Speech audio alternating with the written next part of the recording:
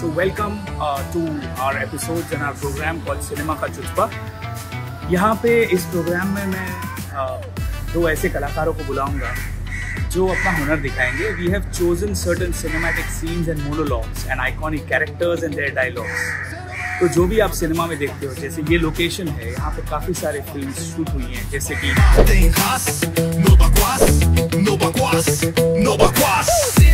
और ऐसे ही हम लोग कुछ बहुत ही चुनिंदा और मेमोरेबल सीन्स को आपके सामने लाएंगे। कुछ कॉन्टेक्स्ट अलग होगा, कभी कभी उसकी एक्शंस अलग होंगी, कैरेक्टर्स थोड़े से अलग हो सकते हैं, मगर एक्टिंग जो है वो आपको तय करनी है कि जो दो कलाकार आपके सामने मैं पेश करूँगा उनमें से दोनों कलाकारों में से किसका परफॉर्मेंस बेहतर है। हमारे पास कुछ बहुत ही खास टैलेंट वाले दो कलाकार हैं, स्वप्निल नगरकर और अजिंक्य पारकर। तो जो भी सीन्स होंगे इसके आगे के एपिसोड्स में वो आपके सामने स्वप्निल और अजिंक्य अपनी अपनी तरह से पेश करेंगे और फिर आपको कमेंट्स में ये बताना है कि आपको किसका परफॉर्मेंस ज़्यादा बेहतर लगा। हम पहले 100 वोट्स में से ये डिसाइड कर सकेंगे कि इन 100 वोट्स में से ज़्यादा वोट्स किसे मिले, स्वप्निल को या अजिंक्य को। हर एपिसोड में हम एक नया डायलॉग और एक नया किरदार एक नई फिल्म के साथ आपके सामने पेश करेंगे। और जैसे मैंने पहले भी कहा, थोड़ी सी बैक स्टोरी अलग हो सकती है, थोड़ा सबटेक्स्ट अलग हो सकता है, ताकि हमारे एक्टर्स को थोड़ा और वजन मिले, क्योंकि हम वो रिक्रिएट नहीं करना चाह रहे। It is just a tribute to the classical dialogues, it's not a recreation of the scene. तो ये ध्यान में रखते हुए अगर आप उस परफॉर्मेंस को ध्यान से देखेंगे और समझेंगे और दोनों परफॉर्मेंसेस को ठीक तरह से देखेंगे तो आप सही तरीके से चुन पाएंगे कि आपको इन दोनों में से, स्वप्निल और अजिंक्य में से, किसका परफॉर्मेंस ज़्यादा बेटर लगता है। So without wasting any more time, let's dive into cinema का चुचपा episode number 1। See you. So hi guys and welcome to another very interesting episode of Cinema का चुचपा। इस बार भी आपके सामने वो दो ही कलाकार आएंगे, अजिंक्य और स्वप्निल, मगर उन दोनों के साथ इस एपिसोड में मैं भी परफॉर्म कर रहा हूँ।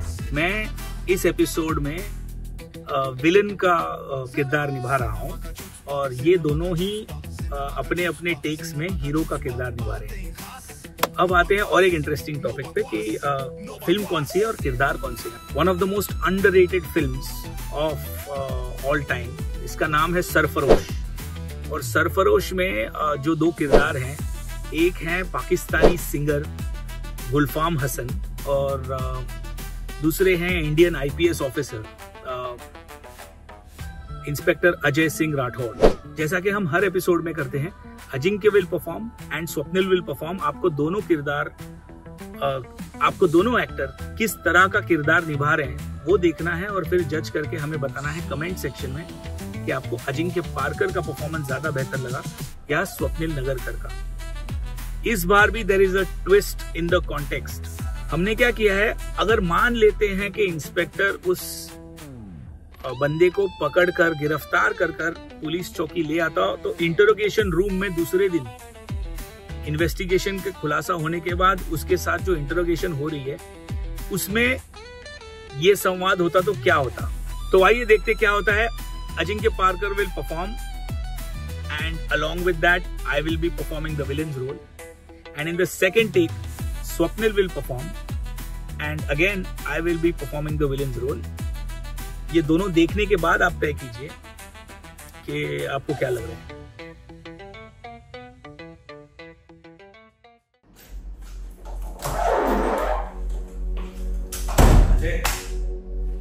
अजय अच्छा खेल खेला हमारे साथ। अजय हमें तो कहीं का नहीं छोड़ा।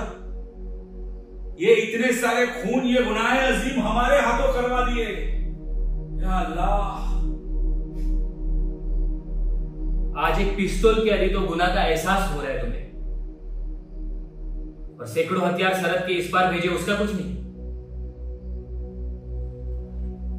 गुलफाम हसन, इस मुल्क ने तुम्हें प्यार दिया, इज्जत दी, रुतबा दिया, और बदले में तुमने क्या दिया? हैवानियत का माहौल, खून खराबा। हमने तुम्हें कातिल नहीं बनाया, तुम पहले से ही कातिल थे।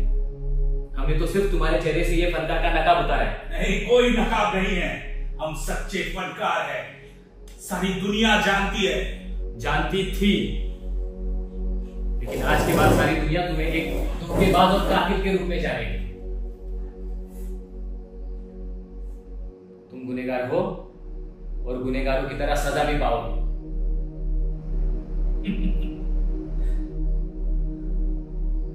इंस्पेक्टर अजय सिंह राठौर, कल रात जिस हवेली से तुमने मुझे गिरफ्तार किया ना, याद रखो वहां कभी हमारे पुरखों की हुकूमत चला करती थी।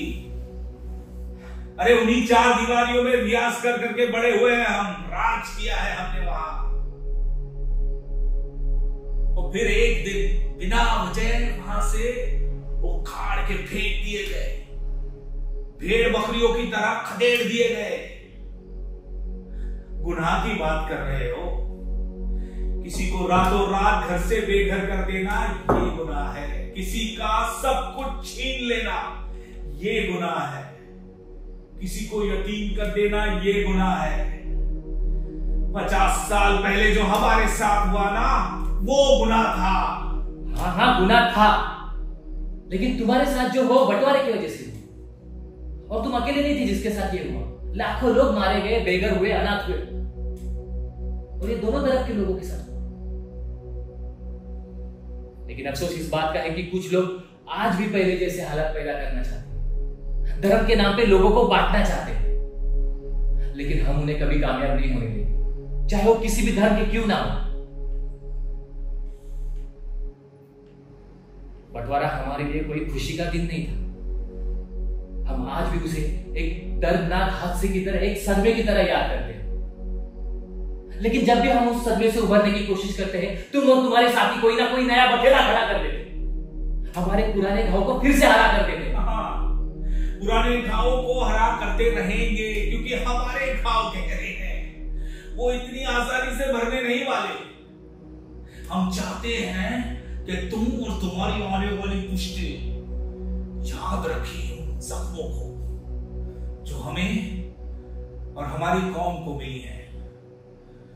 इसीलिए हमारे भेजे हुए औजार और हथियार यहां मौत बरसाएंगे।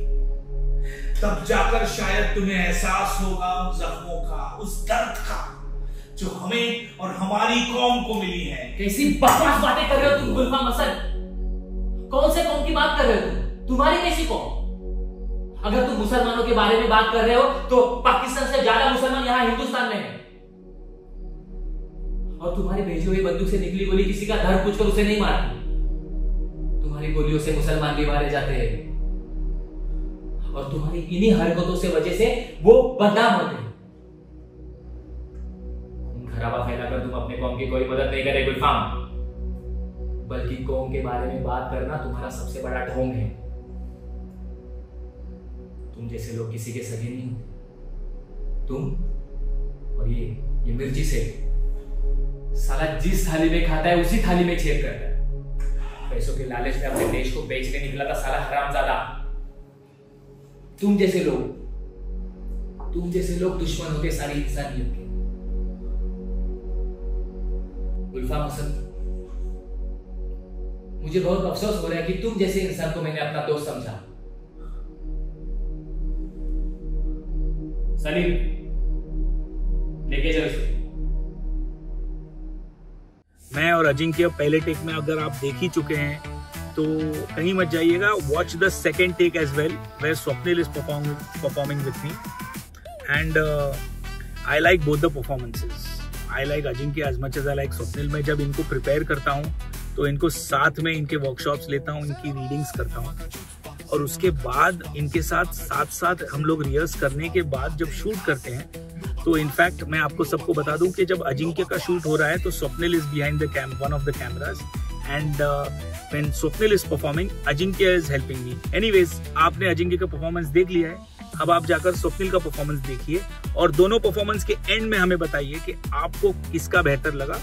Plus added note which I tell you all every time, comment section में ये भी बताइएगा कि आपको और क्या आप देखना पसंद करेंगे, और कौन से ऐसे सीन्स हैं, कैरेक्टर्स हैं या फिल्म्स हैं जो आपको अच्छे लगेंगे। सी यू।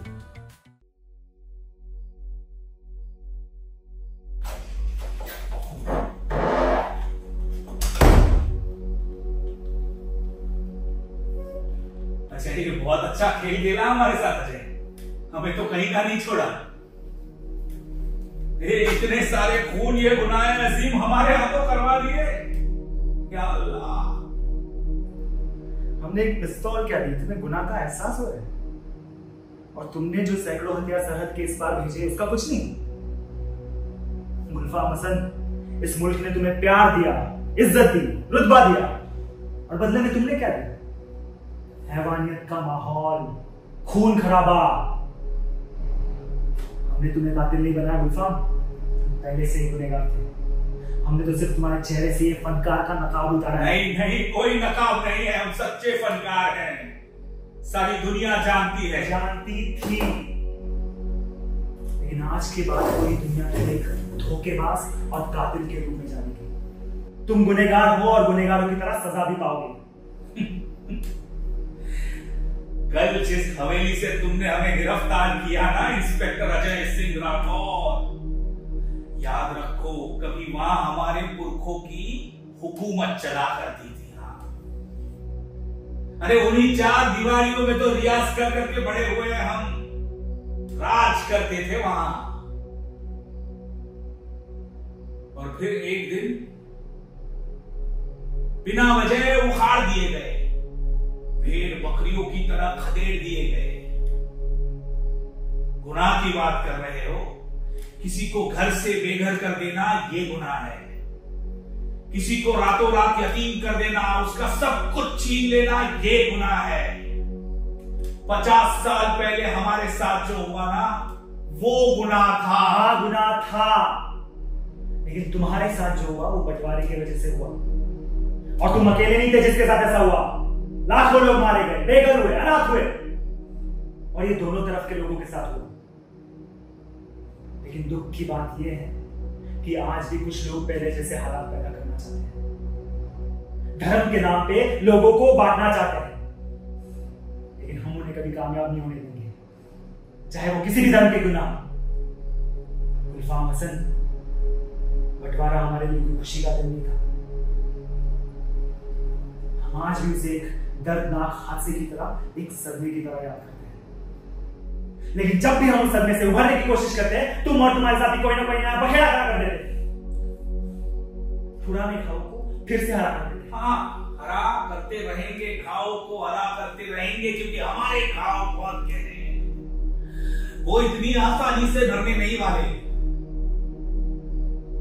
हम चाहते हैं कि तुम और तुम्हारी आने वाली पुश्तें याद रखें उन जख्मों को जो हमें और हमारी कौम को मिली हैं। इसीलिए हमारे भेजे हुए हथियार और औजार यहां बहुत बरसाएंगे, तब जाकर तुम्हें एहसास होगा उन जख्मों का, उस दर्द का जो हमें और हमारी कौम को मिली है। कैसी बात कर रहे हो तुम गुलफाम? किस कौम के बारे में बात कर रहे हो तुम? तुम्हारी कौन सी कौम? अगर तुम मुसलमानों के बारे में बात कर रहे हो तो पाकिस्तान से ज्यादा मुसलमान यहां हिंदुस्तान में है। तुम्हारी भेजी हुई बंदूक से निकली गोली किसी का धर्म पूछकर उसको नहीं मारती। तुम्हारी गोलियों से मुसलमान भी मारे जाते हैं। खून खराबा फैलाकर तुम अपनी कौम की कोई मदद नहीं कर रहे गुलफाम, बल्कि तुम्हारी कौम के बारे में बात करना एक बहुत बड़ा ढोंग है।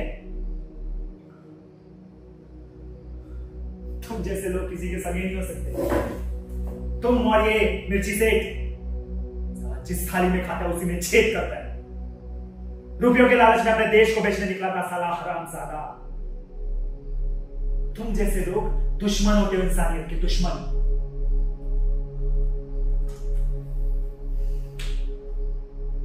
गुलफाम, मुझे बहुत अफसोस है कि तुझ जैसे इंसान को मैं अपना दोस्त समझा। सलीम, भेजा ऐसे।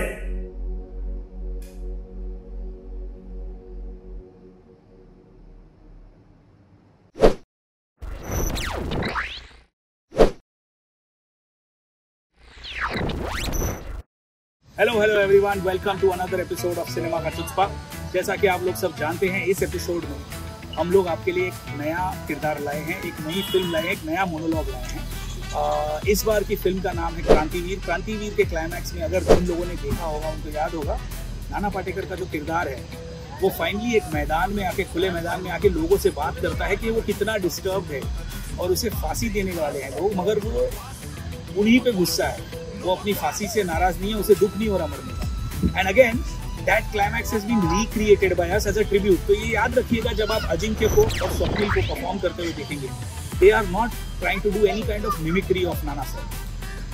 ही इज अ लेजेंडरी एक्टर और उन्होंने जिस तरीके से वो किरदार निभाया है, हमें उनसे सीख लेकर एक अलग से कॉन्टेक्स्ट में दोनों को दिया है मैंने कि अगर आप फ्रीडम फाइटर होते और एज अ फ्रीडम फाइटर अगर आपको एक रूम में बुलाया जाता जहाँ पे सारे भारतीय अफसर बैठे हैं, क्योंकि अंग्रेजों ने उन भारतीय अफसरों को वहाँ बिठाया था, और उधर उनको अगर फांसी दी जा रही है, जिसे हम कहते हैं ना कि last walk the green mile before execution, तो उस दौरान अगर वो अपने इंडियन ऑफिसर्स को, कलीग्स को, अपने इंडियन सिटीजन्स को बता रहे हो कि तुम लोग बिक चुके हो अंग्रेजों के हाथों, तो वो किस तरह का फ्रस्ट्रेशन होगा, ये हमारा कॉन्टेक्स्ट है।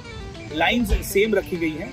के सिंह नाम के जो राइटर हैं, डायलॉग राइटर, उन्होंने लिखे हुए डायलॉग्स हैं क्रांतिवीर में। हमेशा याद रखिएगा, हम लोग राइटर को उतनी अहमियत देते नहीं है, तो इस शो के द्वारा हम लोग राइटर्स को अहमियत देंगे। एनीवेज, ज़्यादा आपका टाइम ज़ाया ना करते हुए, we'll cut straight to both the takes. एक होगा अजिंक्य पारकर का टेक, एक होगा स्वप्निल नगरकर का। आप दोनों को ध्यान से देखिए, वंस अगेन पूरा देखिए, और ये याद रखिए कि कोई नाना सर की मिमिक्री कर रहा है इसीलिए उसे मार्क्स नहीं देने। वो किरदार जितना डिस्टर्ब है, वो जिस तरह से अपनी लाइनें बोल रहा है, कम्युनिकेट कर रहा है आप सभी को, उस हिसाब से आपको उनको रेट करना है। और हमें कमेंट सेक्शन में बताइएगा whether you like Ajinkya's performance or Swapnil's performance. See you in the next episode.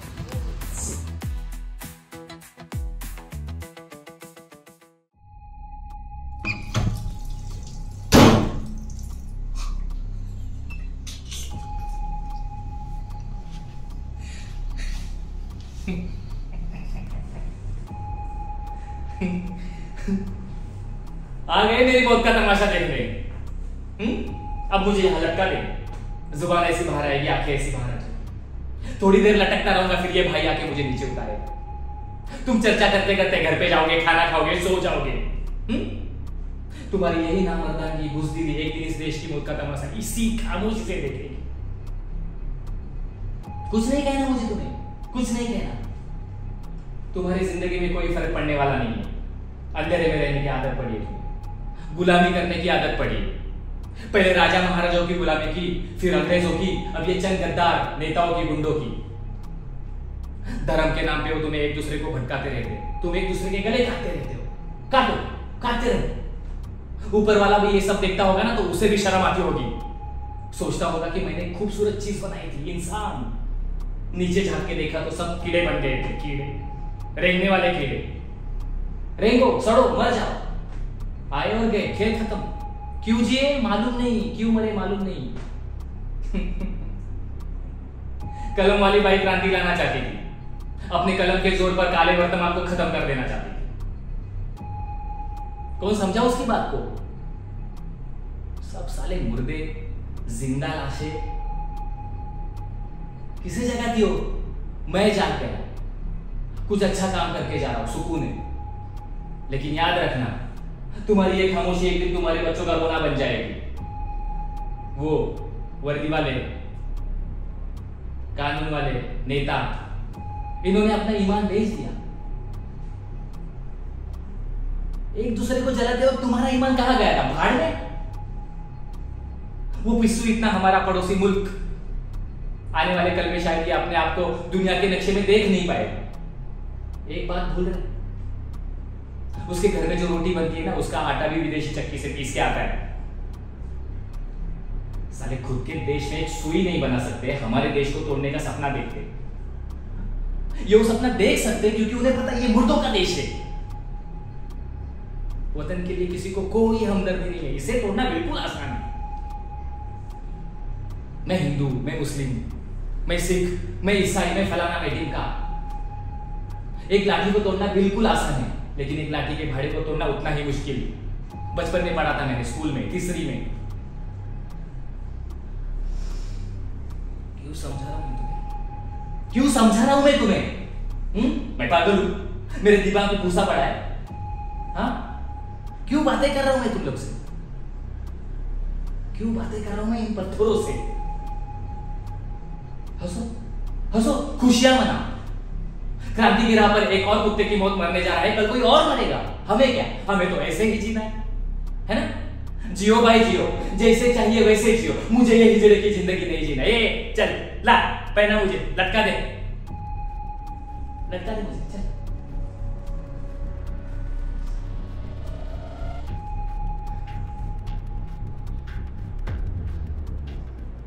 Welcome back. तो अभी आपने अजिंक्य का परफॉर्मेंस देखा और मैं वापस आया हूँ वापस आपको ये याद दिलाने के लिए कि अगर आपको ध्यान से चुनना है, क्योंकि पावर आपके हाथ में, जज आपको करना है, तो अब आप देखेंगे स्वप्निल नगरकर का परफॉर्मेंस। दोनों परफॉर्मेंसेस के एंड में आप लोग जाके कमेंट सेक्शन में हमें बताएंगे कि किसका परफॉर्मेंस बेहतर था। बस एक लाइन लिखनी है आपको, Ajinkya was better, Swapnil was better, या फिर आपको अगर कुछ और हमें देना है एडवाइस, कोई सजेशन देने, तो वो भी मंजूर है। हाँ, also keep choosing and keep telling us which other dialogues, monologues, iconic films would you like us to give a tribute to. Thank you.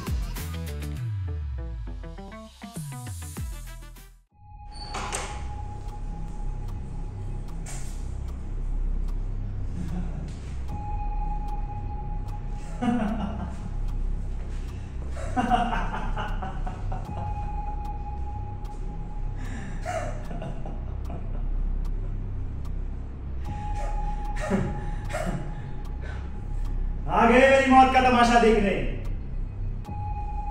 अब मुझे लटका देंगे। जबान ऐसी बाहर आएगी, आंखें बाहर आएगी। थोड़ी देर लटकता रहूंगा, फिर ये मेरा भाई मुझे नीचे उतारेगा। फिर आप लोग चर्चा करते घर चले जाओगे, खाना खाओगे, सो जाओगे। तुम्हारी ये नामर्दानगी, ये बुज़दिली एक दिन इस देश की मौत का तमाशा इसी खामोशी से देखेगी। कुछ नहीं कहना मुझे तुम्हें, कुछ नहीं। तुम्हारी जिंदगी में कोई फर्क पड़ने वाला नहीं है। अंधेरे में रहने की आदत पड़ी है तुम लोगों को, गुलामी करने की आदत पड़ी है। पहले राजा महाराजाओं की गुलामी की, फिर अंग्रेजों की, अब चंद गद्दार नेताओं की और गुंडों की। धर्म के नाम पे वो तुम लोग को बहकाते रहते हो और तुम लोग एक दूसरे के गले काटते हो। काटो काटो। ऊपर वाला भी ऊपर से देखता होगा तो उसे शर्म आती होगी, सोचता होगा मैंने एक सबसे खूबसूरत चीज बनाई थी, इंसान। इंसान नीचे देखा तो सब कीड़े बन गए थे, कीड़े कीड़े। रेंगते रहो, सड़ते रहो और मरो। आए और गए, खेल खत्म। क्यों जिए मालूम नहीं, क्यों मरे मालूम नहीं। कलम वाली बाई क्रांति लाना चाहती थी, कलम के जोर पर काले वर्तमान को खत्म करना चाहती थी। कौन समझा उसकी बात को? सब साले मुर्दे, जिंदा लाशें। किसे जगाती वो? मैं जाग गया, कुछ अच्छा काम करके जा रहा हूं, सुकून है।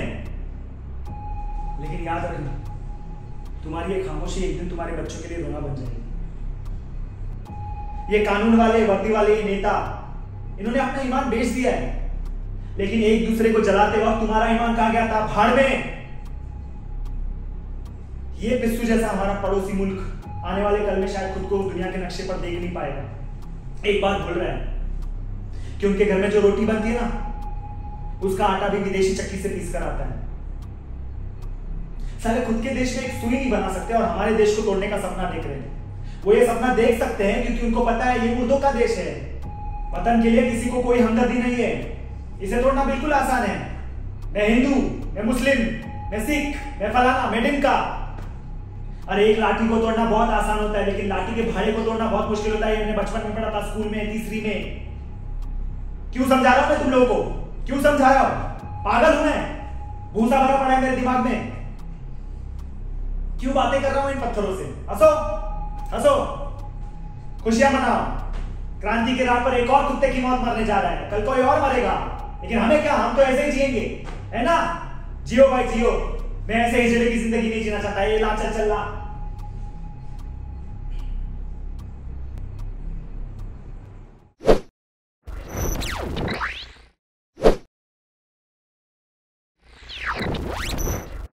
हाय guys, welcome to another episode of cinema का चुचुरा। आज आपके सामने जो फिल्म, जो किरदार, जो मोनोलॉग हम आपके सामने पेश करने जा रहे हैं, it is from one of my favourite films called PK. ये जो कैरेक्टर है पीके नाम का, जिसको आमिर खान जैसे एक बेहतरीन कलाकार ने, wonderful actor, one of my favourite actors Raja, इन्होंने जिस तरह से निभाया है, हमारी थोड़ी सी अलग कोशिश है।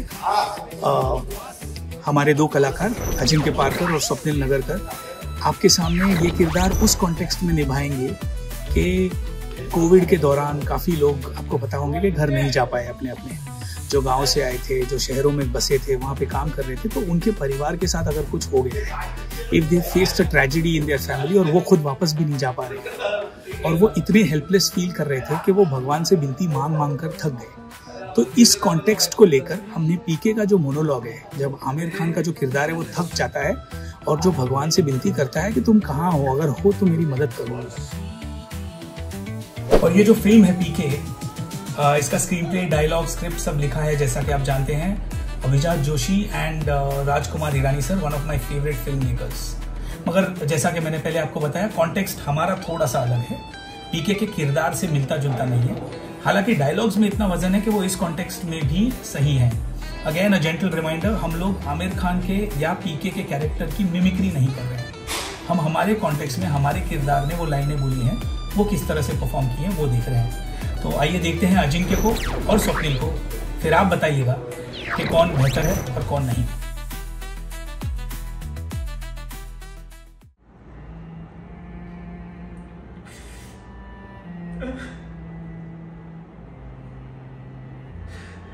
सुना ये पूरी धरती तू चलाता है, मेरी भी सुन ले अरज मुझे घर बुलाता है। भगवान कहाँ है तू,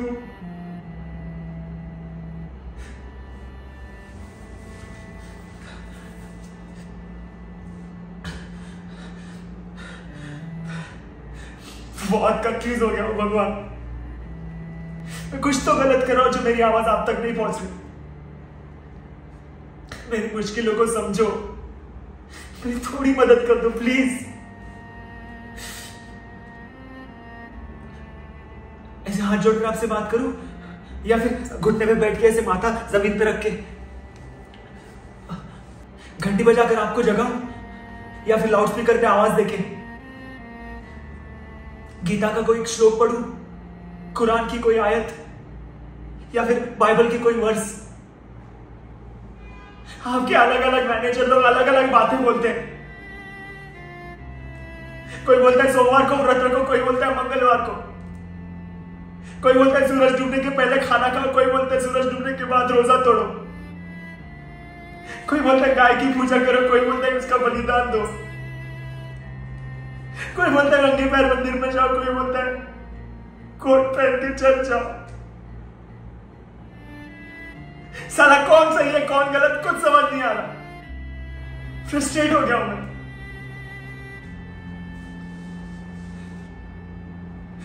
मुझे घर जाना।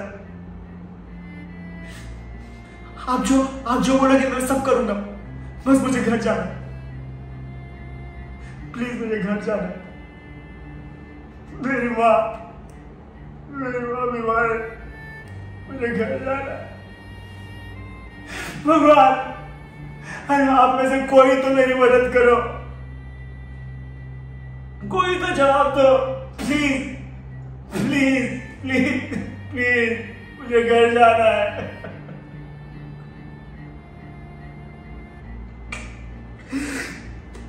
करेक्ट अच्छा था।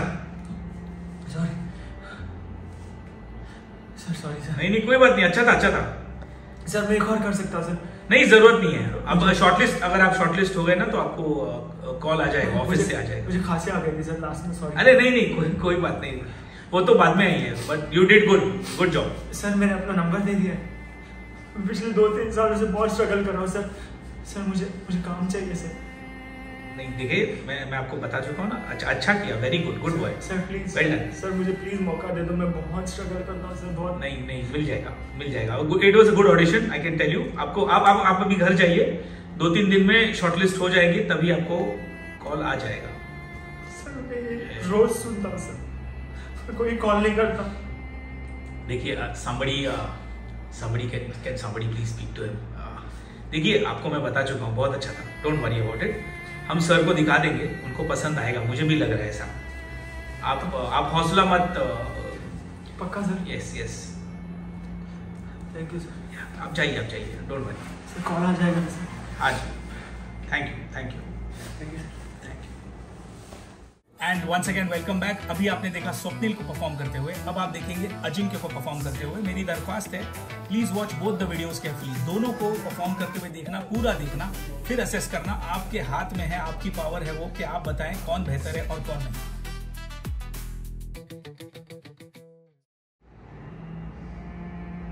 है सुना ये पूरी धरती तू चलाता है, मेरी भी सुन ले अर्ज, मुझे घर बुलाता है। भगवान है कहाँ रे तू?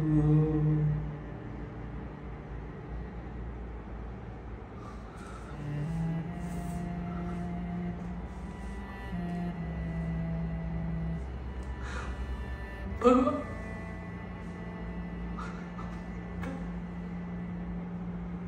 भगवान मैं बहुत कंफ्यूज हो गया। मैं कुछ तो गलत कर रहा हूं जो मेरी बात आप तक पहुंच नहीं रही।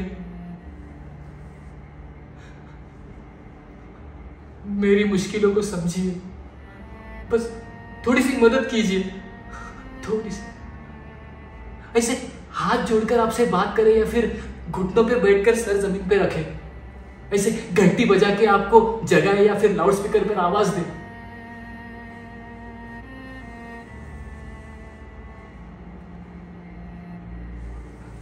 गीता का श्लोक पढ़े या कुरान की आयत या बाइबल का कोई वर्स। आपके सारे मैनेजर सब अलग अलग बात करते हैं। कोई बोलता है सोमवार को फास्ट करो, कोई बोलता है मंगल को, कोई बोलता है सूरज डूबने के पहले भोजन करो, कोई बोलता है सूरज डूबने के बाद रोजा तोड़ो, कोई बोलता है गाय की पूजा करो, तो कोई बोलता है उसका बलिदान दे दो,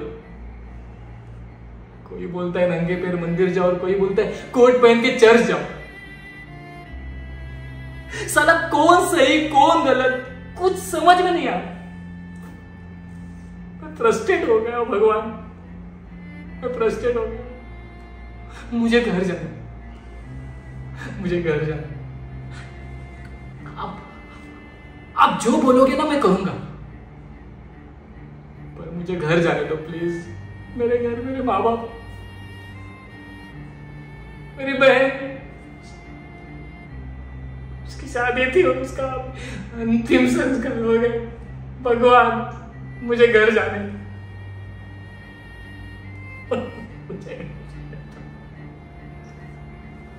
मैं आपके पाँव पड़ता हूँ भगवान, मुझे घर जाने दो।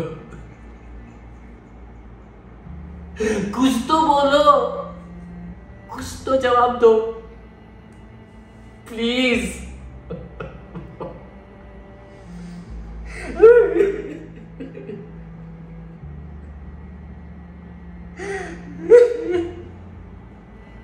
कट इट नाइस, अच्छा था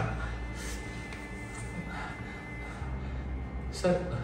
बीच में रुका था थोड़ा, तो वापस टेक करना। नहीं अच्छा था, वो हो जाएगा, वी अंडरस्टैंड दैट। सर मैं पिछले महीने भी आया था यहाँ पे ऑडिशन देने, तब कोई फोन नहीं आया था। अच्छा कौन सा? अच्छा वो फैमिली वाली फिल्म। अच्छा हाँ सर। नहीं ये इस बार अच्छा था, शॉर्टलिस्ट हो जाओगे तो आपको ऑफिस से कॉल आ जाएगा। आप स्ट्रेस मत लो, हो गया आपका, हो गया, अच्छा होगा। सर एक बार करते ना वापस, तब आपको कॉन्फिडेंस आएगा तो आप नहीं शॉर्टलिस्ट कर। अरे नहीं डोंट वरी अबाउट इट। अच्छा था, ये अच्छा था, मैं कह रहा हूँ ना, अच्छा था। ये प्रॉब्लम नहीं है। Deepti, do you have others? या ओके नहीं आप स्ट्रेस मत, देखिए और लोग भी हैं, उनकी भी ऑडिशन देनी है। आपको आ जाएगा। अच्छा था ये, आप जाइए, कुछ फोन आ जाएगा। हाँ सर, कुछ और रहेगा ऑडिशन तो मुझे बता देना सर, मैं आ जाऊंगा। हाँ ठीक है सर। हाँ थैंक यू। हाँ sir, all the best. Yes sir, thank you.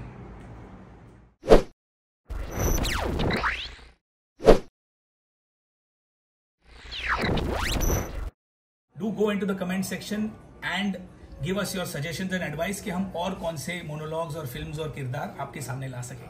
Thank you. See you soon. So hello guys and welcome back to another episode of Cinema का चुत्स्पा. जैसा कि आप लोग देख ही रहे हैं पिछले कुछ एपिसोड्स में अजिंक्य पारकर और स्वप्निल बहुत ही अच्छे परफॉर्मेंसेस दे रहे हैं. उन्हें काफ़ी कॉम्प्लीमेंट्स भी मिल रहे हैं मैसेजेस में जाके. अगर आप देखेंगे तो काफ़ी लोग वोट कर रहे हैं किसका परफॉर्मेंस बेटर लगा उन्हें. तो आज आपके सामने हम लाए हैं एक नया सा एपिसोड. फिल्म का नाम है स्वर्ग और एक्टर का नाम one of my favourite actors of all time Govinda. Govinda's versatility is beyond most of the actors of his time. और शायद आजकल भी बहुत चुनिंदा से ऐसे एक्टर हैं जो उतने वर्सेटाइल हैं. खैर स्वर्ग फिल्म में अगर आपको याद हो एक बहुत ही इंटरेस्टिंग सा सीन है जहाँ गोविंदा एक शूटिंग के लोकेशन पे स्पॉट बॉय बने हुए हैं और शूटिंग के दौरान हीरो को क्योंकि एक्ट नहीं आ रही तो डायरेक्टर गुस्से में गोविंदा को बोलता है तू करके दिखा. तो वो जाते हैं और वो ऑडिशन देते हैं और पास हो जाते हैं और उनको वो फिल्म मिल जाती है.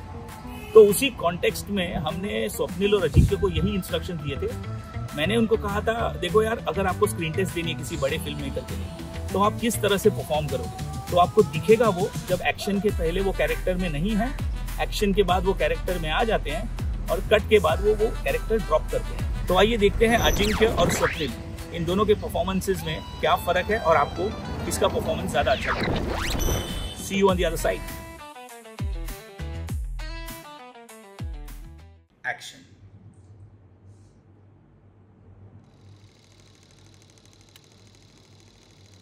हाँ मैं मुजरिम हूं. जो उनकी काली दुनिया के लोग मेरे नाम से भी कांपते हैं. इंसानियत के नाम पे बदनुमा धब्बा हूं मैं जानता हूं तुम मेरे नाम से भी नफरत करती हो, मुझे बहुत ही गलत इंसान समझती हो. मगर मेरा ये विश्वास है कि इस दुनिया में कोई इंसान बुरा आदमी नहीं होता. कोई आदमी अपनी मां के पेट से बुरा पैदा नहीं होता. कोई चोर अपनी खुशी के लिए चोरी नहीं करता. कोई डाकू अपनी खुशी के लिए डाका नहीं डालता. कोई तवायफ अपनी खुशी के लिए अपना जिस्म नहीं बेचती. वक्त और हालात इंसान को बुरा बनने पर मजबूर कर देते हैं. और तुम तो अच्छी तरह से जानती हो कि इस दुनिया में भूख और गरीबी से मरने वाले इंसान को कफन तक नसीब नहीं होता. तब से मैंने जिंदगी में एक ही चीज सीखी, एक ही सबक पाया है कि इस दुनिया में गरीब पैदा होना कोई जुर्म नहीं है, लेकिन गरीब बनना सबसे बड़ा जुर्म है, सबसे बड़ा पाप है.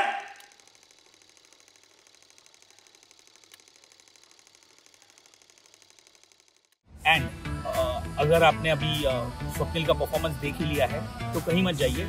यहीं से आप अभी अजिंक्य का भी परफॉर्मेंस देखिए बिकॉज आपको दोनों परफॉर्मेंसेस देखने के बाद ये चुनना है कि आपको अजिंक्य पारकर ज्यादा पसंद है या Swapnil Nagarkar.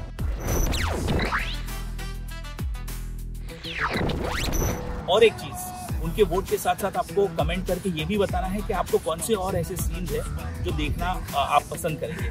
So see you very soon on Cinema Ka Chutzpa's other side in a new episode. Till then, enjoy the next performance by Ajinkya.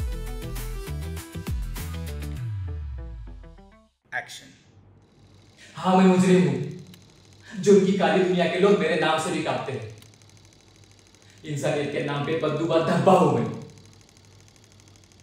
मैं जानता हूँ कि तुम मेरे नाम से भी नफरत करती हो, मुझे गलत इंसान समझती हो.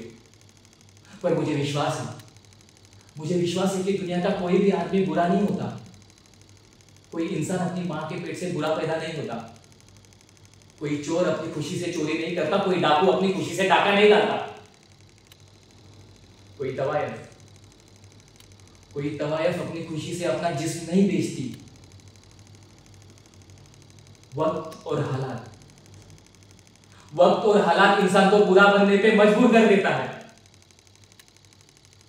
और तुम तो जानती हो कि भूख और गरीबी से मरने वाले को कफन तक नसीब नहीं होता.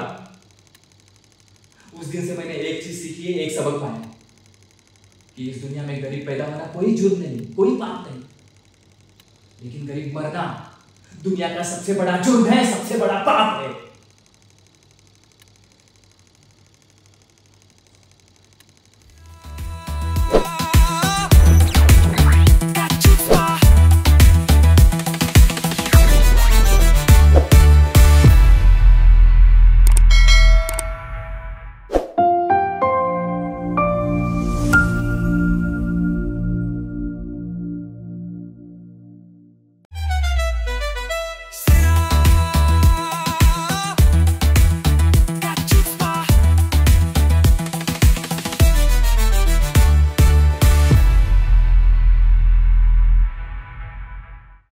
hello, hi guys, namaskar everyone and welcome to a master episode of हमारी जो सीरीज़ है सिनेमा का चुचपा। यहाँ पे हमारे आज दोनों कलाकार मौजूद हैं हमारे सामने, आपके सामने। So give it up for Swapnil Nagarkar and Ajinkya Parkar. तो इनसे हम बात करेंगे, इनको पूछेंगे कि how did they like it, what was the process like. हमने पहली सीज़न में 4 एपिसोड्स किए हुए हैं, उन चारों के बारे में विस्तार से बात करेंगे और उनको पूछेंगे उनका एक्सपीरियंस कैसे था। तो पहले तो ओवरऑल अजिंक्य आपसे शुरू करते हैं, कैसा था, how did you like it, कि कुछ नया करने को मिल रहा है, कुछ है? हाँ, मतलब आज तक मैंने जितने भी मोनोलॉग किए मेरे लाइफ में वो सब मैंने स्टेज पे किए या फिर इम्प्रोवाइजेशन में किए या फिर अपने 4 दीवार के बेडरूम में किए। कभी कभी ऑडिशन को हम लोग जाते तो हम लोग के हाथ में डायरेक्ट स्क्रिप्ट आ जाता है, तो हमें वो सिर्फ लाइंस पढ़ के वापस पढ़ के तीसरी बार पढ़ के फिर हम लोग को डायरेक्ट परफॉर्म करना पड़ता है। लेकिन यहाँ पे थोड़ा सा जॉनर अलग था, कुछ प्रोसेस अलग थी कि आप कुछ अलग कॉन्सेप्ट था कि मूवीज़ के जो फेमस मूवीज़ है वहाँ के जो मोनोलॉग्स जो फेमस कलाकारों ने जो किए वो हम लोग को परफॉर्म करना है, लेकिन आपके कंटेंट से और हमारे अलग इम्प्रोवाइजेशन से। अलग इम्प्रोवाइजेशन बोलूँगा क्योंकि मुझे दूसरा कोई वर्ड याद नहीं आता, कोई फर्क नहीं पड़ता। तो जो आपका जो कॉन्टेक्स्ट था कि ये मेरी स्क्रिप्ट है, आप इसके पहले कलाकार हो और आपको ये पढ़ के हमें परफॉर्म करना है एज अ ऑडिशन। सो पहले स्वप्निल के पास जाने से पहले मैं आपको बता दूं what Ajinkya is also trying to say is every time we took famous artists और famous actors and their portrayal of good characters in iconic films. हमने उन लाइंस को लिया मगर उस किरदार को हमने थोड़ा सा ट्वीक किया क्योंकि वो जो सिचुएशन थी वो फिल्म की थी। मैंने इन दोनों को कोई दूसरा कॉन्टेक्स्ट देने की कोशिश की ताकि थोड़ा सा नयापन आए। सो अभी हम सुनते हैं स्वप्निल से। Swapnil, how was the overall experience? Really amazing. जैसे कि आपने बोला कि हर एक डायलॉग का, हर एक सीन का जो पीछे का जो कॉन्टेक्स्ट था, करेक्ट, वो मूवी में अलग था, लेकिन आपने जो हमको एक सिनारियो बना के दिया, तो that really helped us to perform in a way जैसा हमने परफॉर्म किया। तो काफ़ी बढ़िया था, काफ़ी न्यू एक्सपीरियंस था वो, क्योंकि हमने काफ़ी सारे मोनोलॉग्स को ऐसे पढ़ के ऐसे सुना भी है, लेकिन यहाँ पे परफॉर्म करना थोड़ा अलग था। चैलेंजिंग भी था क्योंकि आपने दिया था वो में करना था और शूट भी करना था और हमने जो बिजनेस पार्क में जितने भी टाइम अपना जितना भी टाइम यूटिलाइज किया, करेक्ट, आई थिंक काफ़ी फ्रूटफुल निकला, काफ़ी लोगों को पसंद आया। हमने जो भी जितना भी परफॉर्म किया है, जितने भी एपिसोड्स आए, सारे लोगों ने अभी तक अप्रिशिएट किया काफ़ी सारा, तो that was good, it was a good experience. And क्या होता है ना, मैं आपको मेरा भी एक एक्सपीरियंस बताता हूँ। Both of them are brilliant actors but both of them are different. तो ना करते करते समझ में आ जाता है कि आपको किस एक्टर को, जैसे होता है ना, अलग अलग बैट्समैन के साथ अलग अलग बात करनी है, कोच को अलग अलग, प्लेयर्स के साथ, मैनेजर्स को अलग अलग बात करनी पड़ती है, so that you get the best out of them. तो मैं भी कहीं ना कहीं ये सीख रहा था कि what works for Ajinkya, what works for a Swapnil. Context same रखा है बट किसको हौसला अफजाई देनी है, किसको बोलना है नहीं यार तू थोड़ा अटक रहा है, वापस कर।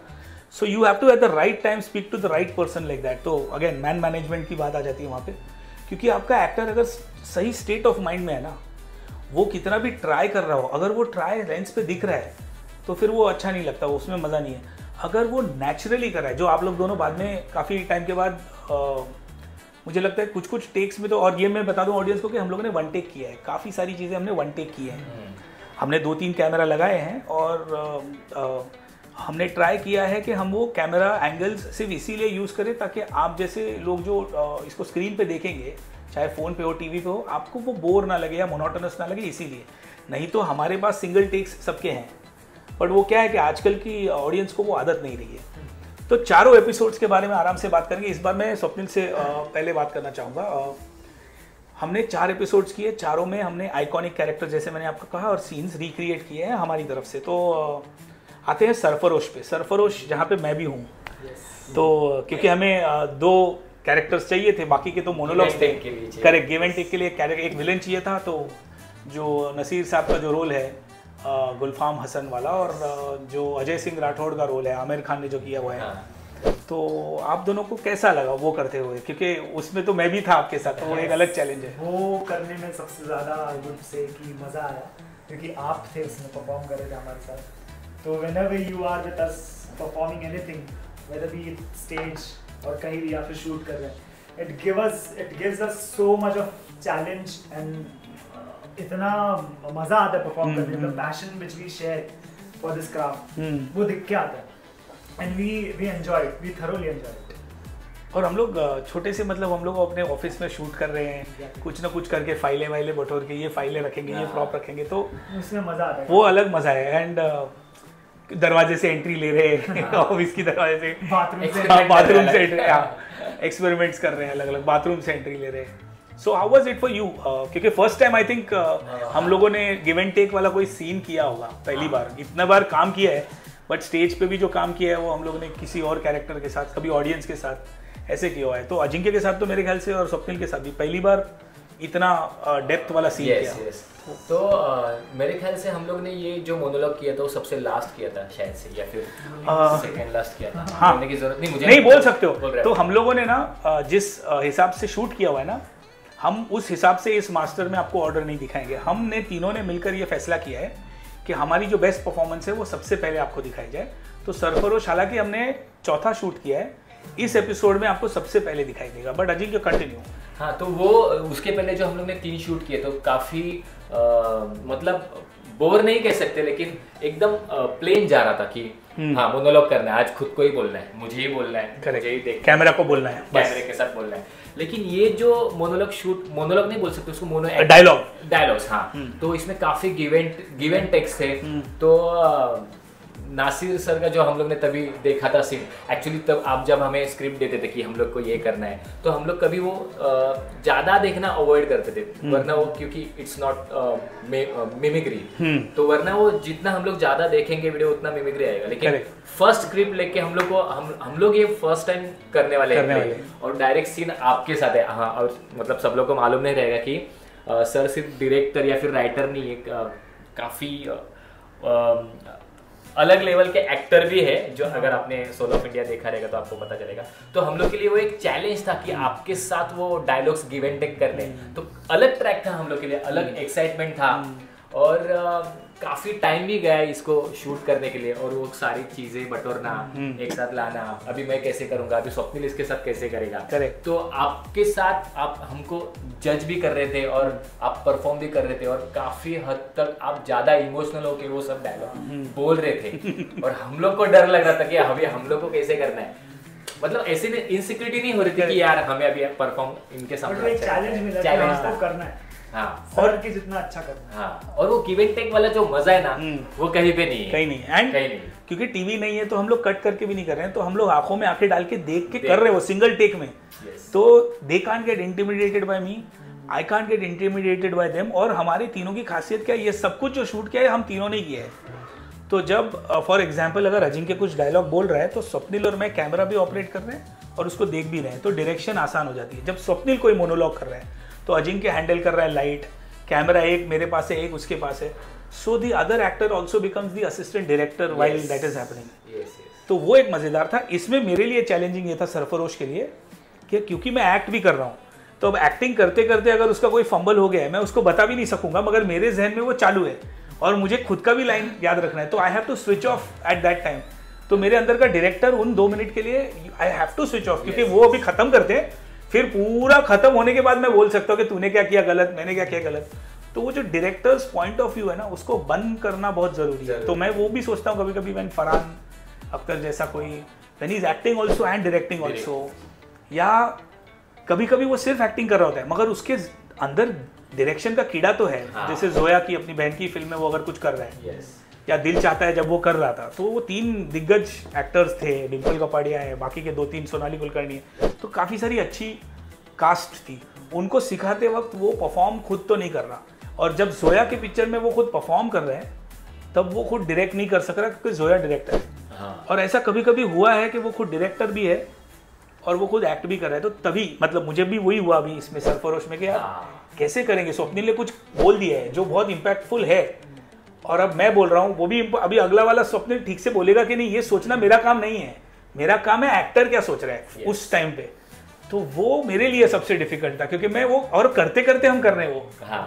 तो that was something that was extremely exciting. Also I'd like to tell the viewers के हम तीनों की केमिस्ट्री जो है ना, किसी दुनिया के किसी भी 3 बंदों को लेके और बोलो कि तुम 3 ही कर रहे हो, ये एक रूम है और उसमें कर रहे हो, तो मेरे ख्याल से वो लोग नहीं कर पाएंगे, क्योंकि हम लोग एक दूसरे को कभी खींचते नहीं है, हम लोग एक दूसरे को हमेशा इनकरेज करते हैं या कुछ ना कुछ ऐड करने की कोशिश करते हैं। मजा मस्ती भी बहुत ज्यादा। हाँ बहुत है, एक टाइम पे हद के बाहर हो जाती है तो मेरे को खींचना पड़ा है। तो ये तो थी सरफरोश की बात, जहाँ पे इन दोनों ने एक एक करके या प्लीज ऐड बोलना।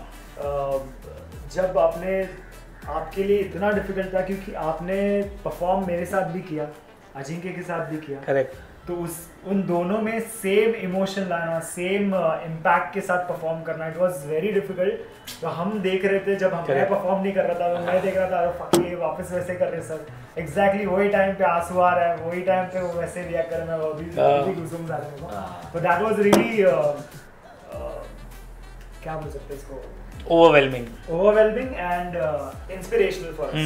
बहुत ज्यादा इंस्पायर हुए वो चीज से तो कि इतने शिद्दत के साथ उसी टाइम पे वो वैसे ही परफॉर्म करना, I was very good as learning for us। और चैलेंज ये है ना कि मैकेनिकल नहीं लगना चाहिए, कर सेम रहे हो चीज, इसके साथ भी सेम करना है, इसके साथ भी, और हम लोगों ने शायद 2-3 टेक भी किए कभी कभी। और मेरे साथ एक जो आपने परफॉर्म किया था उसमें तो एकदम ही खतरनाक है, आपको भी आया था, मुझे भी आया था, वो समझ में आ जाता है कि अच्छा ये बन गया था तभी, ये कुछ अलग निकला है।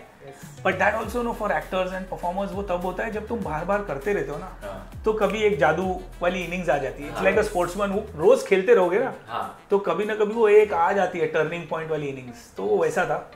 So even for me Sarfarosh, because I was also performing with both of them, तो इट वॉज क्वाइट एक्साइटिंग। दूसरे पे आते हैं, हमारा दूसरा हमारे इस ऑर्डर में क्या है, क्रांतिवीर। तो दूसरा वाला है the most iconic monologue of Indian film industry के 10 सबसे बेस्ट मोनोलॉग उठा लोगे तो शायद 10 में भी वो टॉप 3-4 में ही आएगा।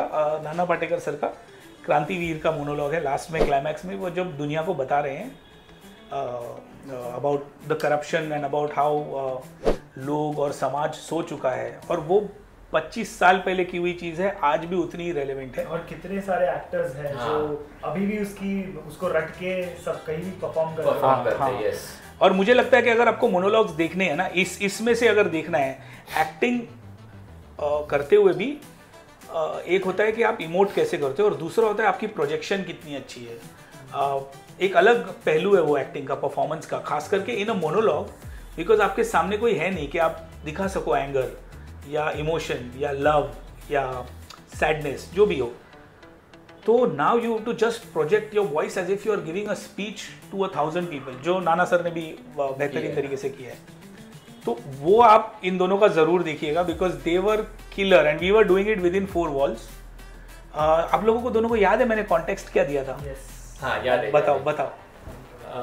एक्चुअली सबसे पहला नहीं, ये हमारा सबसे मतलब तीसरा शायद से ये होगा शूट हो सकता है, पता नहीं। हाँ तो स्वर्ग हुआ था, सेकंड ये हुआ था। हाँ मतलब सेकंड ये हुआ था, पीके का हुआ था, थर्ड वो बैठे कोने में। तो ये नाना सर का जो मोनोलॉग था वो काफी मतलब हम लोग ने तभी इसका एक फायदा हुआ कि बोलना स्वर्ग सबसे पहले हुआ। हाँ स्वर्ग पहला हुआ, करेक्ट। सेकंड पीके हुआ था, नहीं क्रांतिवीर और थर्ड पीके, तभी तो हम लोग फास्ट कर रहे थे। कोई नहीं, तो हाँ तो क्रांतिवीर। तो सबसे पहला डर ये था कि नाना सर ने जो परफॉर्म किया वो हम लोग को करना है ऐसा लगा था, लेकिन आपने बताया था कि हमें कोई मिमिक्री नहीं करनी है, ये स्क्रिप्ट फर्स्ट टाइम आपके हाथ में आ रहा है, आपको परफॉर्म करना है। लेकिन फिर भी जब हम लोग ने बचपन में देखा था वो मूवी, तभी ऐसा लगा था कि हम लोग ऐसी एक्टिंग कभी करें, करेक्ट, ये सब डायलॉग हम कभी बोले, क्योंकि इतना अच्छा लिखा भी है वो और इतना अच्छे तरीके से वो परफॉर्म किया नाना सर ने। तो मतलब लिखा नहीं था उन्होंने, ऐसे ही धड़ हाँ मतलब ऐसा उन्होंने बोला है कि मल्टीपल कैमरा लगा दो, मैं बोलता हूँ, तो इसीलिए नाना है मगर शायद इसके लिए वो दिल को छुआ होगा। तो कितना भी ट्राई करो आप, नाना के बाद मुझे नहीं लगता कि ये मोनोलॉग किसी ने अच्छा किया होगा, इससे बेहतर किया होगा। वो एक ही है, मतलब द डायलॉग ये वाला द मोनोलॉग रहेगा शायद से। करेक्ट। और जब मतलब तभी जब बचपन में देखा था ये, जब तभी कुछ भी डायलॉग नहीं याद था, सिर्फ इतना ही दिखते थे कि नाना सर ऐसे कर रहे, बस इतना ही। जब हम लोगों ने गूगल से निकाला, पढ़ना स्टार्ट किया, तभी लगा कि इतना सब है इसमें, तो कुछ मतलब कुछ अलग था, मतलब कुछ बोलते मजा ऐसे था। निकल जाता, फट फट फट फट निकल हाँ। जाता। जब पढ़ने में आया तो तो लगा लंबा कितना लंबा है, मतलब ऐसा लग रहा था कि सिर्फ इसको पढ़ ही सकते हैं, इसको परफॉर्म नहीं कर सकते। Correct. आपने जैसे बोला कि मिमिक्री तो करना भी नहीं, गलती हाँ। से भी ट्राई भी मत करना, नहीं करना है। हम छू भी नहीं पाएंगे उसको। हाँ। तो you said in your own, correct जैसा भी बोलना है आपने, जो सिचुएशन दी थी, वो सिचुएशन बता दो ऑडियंस को थोड़ा। तो सिचुएशन ऐसी थी कि सारे करप्ट ऑफिसर सब बैठे हैं और तुमको किसी एक चीज के लिए एक्यूज किया गया है और तुम उस चीज तुमने की नहीं वो चीज, बट तुमको अक्यूज किया गया और फिर तुमको उसके उसी के लिए सजा मिलने वाली है और तुम आखिर में आके सजा के पहले, सजा तुमको मिलने वाली है उसके पहले आके तुम सबके सामने ये चीज बोल रहे हो। तो ये सिचुएशन आपने हमको दी थी, तो which is very different from what The film. हाँ, तो उससे एक फर्क गिरा कि हम लोग नाना की तरफ गए भी नहीं, ये कॉन्टेक्स्ट के वजह से। हाँ। जो आपने हमें सिचुएशन बताई थी, हम वही अजिंक्य थे, वही स्वप्निल था, वो कॉन्टेक्स्ट की वजह से, जहाँ पे आपने हमें रोक के रखा, मिमिक्री में जाने नहीं दिया या फिर एक्टिंग करने में जाने नहीं दिया। आपको, आपके पास ये डायलॉग है, ये सिर्फ आपको लोगों को सुना नहीं, बस हम लोग ने वो सुना दिए उनको। जैसे भी हुआ हमारे से वो उतना हमारे बैक ऑफ द माइंड में वही था जो आपने सिनेरियो दिया था। हाँ, हम वही सोच के हम कैसा फील करेंगे उस सिचुएशन में, वो सोच के हम सिर्फ परफॉर्म करेंगे। Because if you live that character then by default you will not get into Nana's character. मेरा मुद्दा यही था कि आपको ये कैरेक्टर बार बार बोले। हालांकि क्योंकि आप दोनों जैसे बोल रहे हो ना, वो इतना आइकॉनिक डायलॉग है कि वो कहीं ना जब आप लोग भी मोनोलॉग कर रहे हो या परफॉर्म कर रहे थे ना कहीं वो झलक नाना की आ ही जाती है। वो इसकी वजह से नहीं कि हम लोग को वो करना है, वो इसकी वजह से कि मतलब hats off to that man. वो कुछ लाइनें हैं, जो लाइनें अगर तुम्हें आज भी बोलनी हो ना तो वो सबकॉन्शियसली वैसे ही निकलेंगे, क्योंकि और पता ही नहीं है किसी को कि वो लाइन बोली कैसे जाती है, कैसे बोली जाती है। वो लाइन बोलने का एक ही तरीका सबको पता है, जिन्होंने भी वो फिल्म देखी होगी ना। वो मतलब दैट इज मतलब one of my favorite actors of all time is Nana Patekar for all of his different characters, चाहे वो परिंदा हो, प्रहार हो, क्रांतिवीर हो या अनगिनत बाकी इतने सारे हैं, नट सम्राट हो मराठी की एक बहुत अच्छी फिल्म है जिसके बारे में भी हम लोग एक मोनोलॉग करने वाले हैं, जिसकी बात अभी थोड़े टाइम बात करेंगे। But yes, the challenge for me was कि आप लोगों को परफॉर्म करते टाइम नाना की मिमिक्री नहीं करनी है, ये करवाने के लिए मैं क्या कर सकता हूँ, can I help you in doing that. जैसे मैंने कहा क्योंकि हम सब वो डायलॉग वैसे ही बोलेंगे जैसे उसने बोले, क्योंकि उस किरदार को छोड़कर, उस कैरेक्टर को छोड़कर अपने को कुछ और याद नहीं रहेगा। इसीलिए also we have seen him doing this since our childhood, so many times, exactly। देखा हमने, तो वो कहीं ना कहीं हम वो साउंड है, सोचेंगे कि हमको ऐसे नहीं बोलना है, फिर भी वो दिमाग में चलता है, बोलता है आ गया मेरी मौत का तमाशा। बिकॉज़ ना उसका एक सुर है, एक लय है, जैसे कोई गाना होता है ना। अब वो गाने के बोल मैं तुम्हें दूंगा, हाँ अब मैं तुम्हें बोलूंगा एक काम करो, 14वीं का चांद हो या आफ्ताब हो, अलग आप अलग कितना भी कोशिश करोगे ना, आपको वो धुन याद है, इतनी बार सुनी हुई है। वैसे ही नाना को सुना हुआ है, तो वो जो सुर है, वो एक टेम्पो है, वो एक लय है, वो एक स्टाइल है, वो ना कहीं छप चुकी है अपने। तो मगर फिर भी आप लोगों ने मेरे ख्याल से बहुत अच्छा किया। तो क्विकली ये दोनों एपिसोड्स तो हो गए, सरफरोश भी हो गया, क्रांतिवीर भी हो गया। अब हम जाते हैं तीसरे एपिसोड की तरफ। तीसरा एपिसोड क्रिएटिवली मेरे लिए बहुत मज़ेदार था, क्योंकि हम लोग उसे एक छोटी सी खोली में अंधेरा करके एक स्पॉटलाइट लेके फिर भगवान को किस तरह से सिंबॉलिकली दिखाए, फिर वो एक लाइट आएगी ऊपर, तभी आदमी ऊपर देखेगा, तब तक आप लोग गा रहे हो। वो गाना भी आपने ठीक से नहीं गाना है, मुद्दा वही है कि आपने नहीं गाना है ठीक से, क्योंकि आप इतने टूट चुके हो कि आप सुर में कैसे गा सकते हो, मतलब वो बहुत ही गलत हो जाएगा।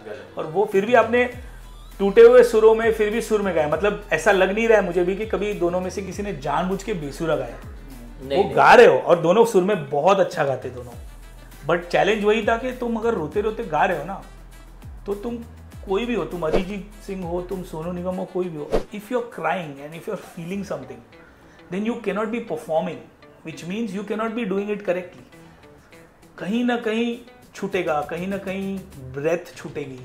तो वो सब दोनों ने किया है, खास करके सीन के स्टार्ट में, भगवान दिखने से पहले जो हमारी टाइमिंग थी। और मैं ऑडियंस को ये भी बताना चाहूंगा कि ये जो सिचुएशन थी वो काफी सारी, एक तो मुद्दा था जो हमने बोला था कि कोविड के सिचुएशन में, अरे ये कॉन्टेक्स्ट ठीक से डिटेल में समझाओ दोनों।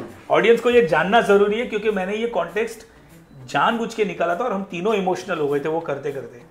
तो ये समझाओ स्वप्निल, गो ऑन, एंड फिर अजिंक्य आप भी ऐड करो। यस। तो कॉन्टेक्स्ट ये था कि एक कोई मजदूर था, वो मजदूर कोविड के समय पे किसी कारणवश एक खोली में फंस गया, उसके खोली में फंस गया और उसको वापस जाना है अपने गांव, अपने बीवी बच्चों के पास, अपने फैमिली के पास, लेकिन वो जा नहीं पा रहे। और ऐसी हालत थी actually, this was the situation right. बहुत सारे लोग जा नहीं पाए थे अपने गांव, अपने फैमिली से मिलने।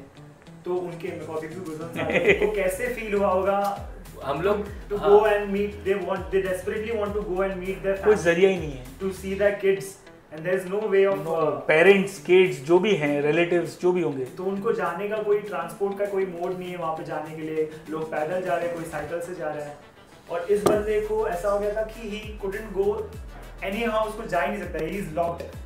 तो उसको कैसे फील होगा। और वो सारे जितने भी भगवान हैं इस दुनिया में उनको प्रे कर रहे हैं कि मुझे मेरे फैमिली के पास पहुंचा दो।